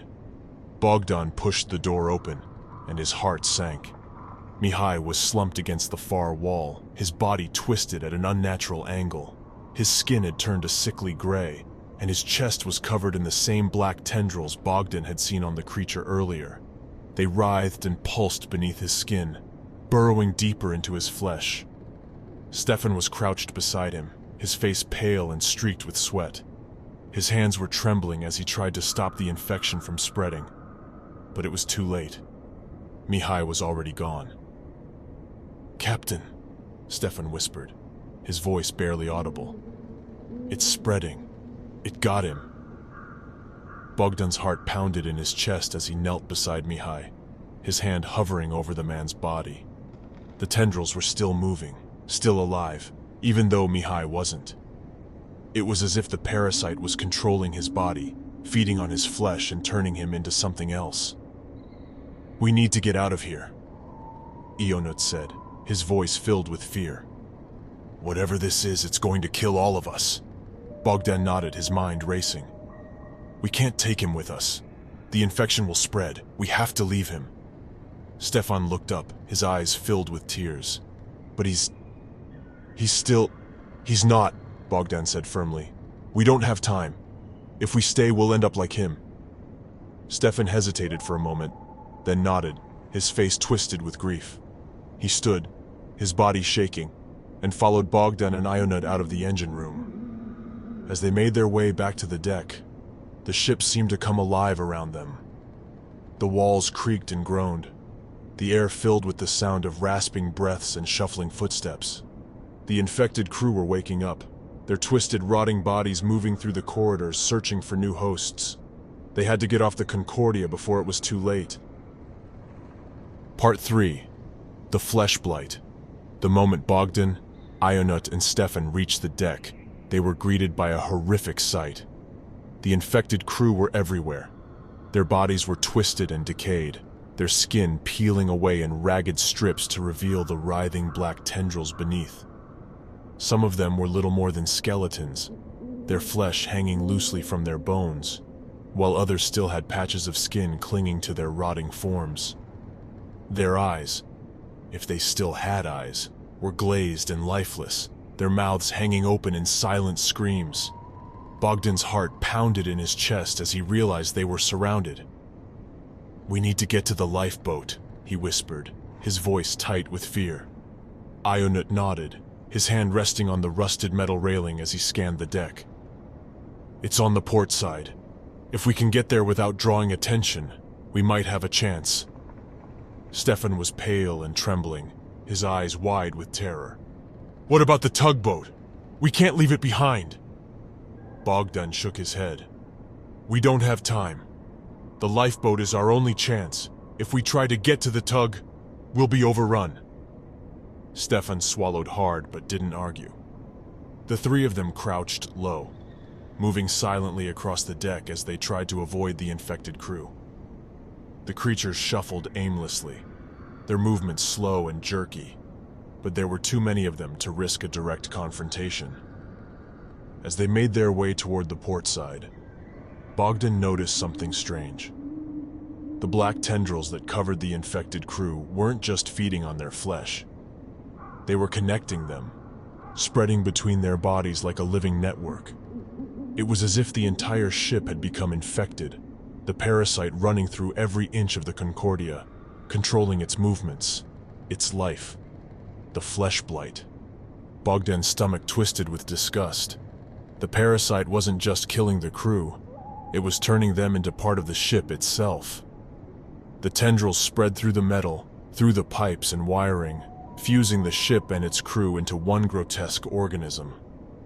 "We need to move faster," Bogdan whispered, his voice filled with urgency. They picked up the pace, darting between stacks of crates and rusted machinery as they made their way toward the lifeboat. But the infected crew were everywhere, their bodies twitching and convulsing as the flesh blight pulsed through them. Finally, they reached the lifeboat. It was old and weathered, but it looked intact. The ropes holding it in place creaked as Bogdan tugged at them, his heart pounding in his chest. "We're almost there," he said, his voice tight with fear. "Just a little more." A loud crash echoed across the deck, followed by a blood-curdling scream. Bogdan spun around, his heart racing as he saw Stefan lying on the ground, his face twisted in agony. One of the infected crew had grabbed him, its bony fingers digging into his flesh. The black tendrils spread across his skin like wildfire, burrowing into his flesh, turning his body into a writhing, infected mass. "Stefan!" Ionut screamed, rushing toward him. "Stay back!" Bogdan shouted, grabbing Ionut by the arm and pulling him away. "It's too late!" Stefan's body convulsed as the parasite took hold, his eyes rolling back in his head. The black tendrils pulsed and writhed, spreading across his skin, consuming him from the inside out. His screams echoed across the deck, mingling with the rasping breaths of the infected crew. Ionut struggled against Bogdan's grip, tears streaming down his face. "We can't just leave him. We have no choice," Bogdan snapped, his voice filled with desperation. "If we don't go now, we'll end up like him." Ionut hesitated for a moment, his face twisted with grief. But he knew Bogdan was right. Stefan was gone. They scrambled into the lifeboat, their hands trembling as they untied the ropes. The infected crew were closing in now, their rotting bodies moving with unnatural speed, their hollow eyes fixed on the two men. Bogdan and Ionut pushed off from the Concordia, the lifeboat creaking as it drifted away from the ship. The infected crew reached the edge of the deck, their bony hands grasping at the air, but they couldn't follow. For a long moment, The two men sat in silence, the only sound the soft lapping of the waves against the side of the lifeboat. The Concordia loomed behind them, its rusted hull disappearing into the thick fog. The infected crew still moved aimlessly across the deck, their bodies twisted and decayed, their skin crawling with black tendrils. The flesh blight had consumed the ship and its crew, and now it would remain adrift in the Black Sea, waiting for its next victims. Bogdan stared out at the horizon, his heart heavy with the weight of what had happened. They had survived, but at what cost? Stefan was dead, Mihai was gone, and the ship was still out there, infected, cursed. "We can't let anyone else board that ship," Ionut whispered, his voice trembling. "We have to warn them." Bogdan nodded, his jaw set with determination. "We will. But first, we need to get back to port. We need to get as far away from that ship as possible." As they drifted further from the Concordia, Bogdan couldn't shake the feeling that the ship was watching them, that the flesh blight was still reaching for them, waiting for its chance to spread. And he knew, deep down, that the plague ship would never stop drifting. Part 4. The Haunting Drift. Ionut sat silently beside him, his hands shaking uncontrollably as he stared at the distant horizon. Neither of them spoke for a long time. There were no words for what they had just witnessed. The horrors aboard the Concordia defied reason, defied understanding. "We have to stop this," Ionut whispered, his voice barely audible over the lapping waves. "No one else can board that ship. No one else can." His voice trailed off, but Bogdan understood what he meant. The flesh blight was more than a parasite. It was a plague, a living force that devoured everything in its path. If another crew, another ship, were to find the Concordia, they would suffer the same fate. The infection would spread, unchecked, turning more men into those mindless, rotting husks. "We'll get back," Bogdan said, his voice steadier than he felt. "We'll make sure everyone knows. The authorities, the port officials, they'll have to quarantine the area, sink the ship if they have to." But as the words left his mouth, a nagging doubt crept into his mind. Would they believe him? Would they take the threat seriously? Or would they dismiss it as another ghost story, another seafarer's tale? The legends of the SS Concordia had circulated for decades, but now Bogdan knew the truth. It wasn't just a derelict ship.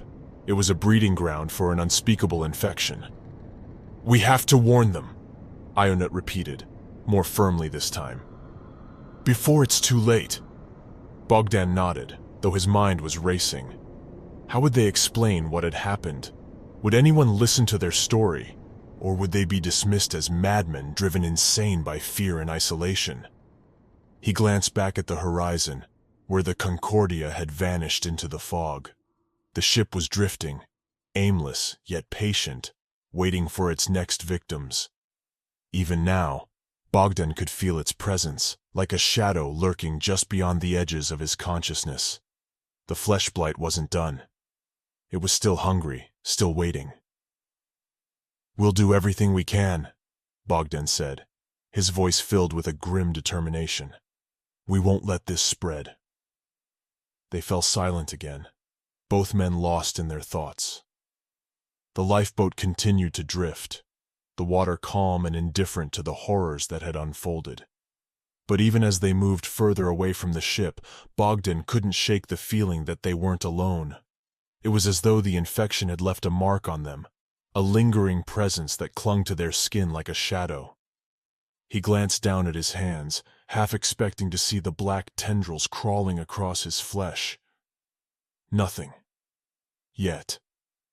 He pushed the thought away, but the fear lingered. The flesh blight had been contained on the ship, so far. But what if they had been exposed? What if the infection had already spread, unseen, unnoticed, waiting for the right moment to take hold?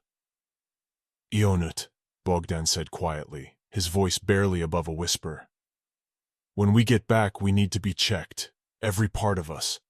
We can't take any chances." Ionut looked at him, his face pale but resolute.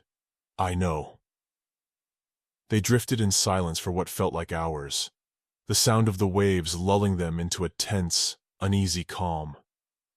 The sun began to set, casting the sky in shades of red and orange, and still the image of the SS Concordia hung in Bogdan's mind, its rusted hull looming like a specter on the horizon. As darkness fell, Bogdan felt a chill crawl down his spine. The sea around them was vast, empty, and quiet. But somewhere out there, the plague ship still drifted, a floating nightmare in the heart of the Black Sea. And it would wait.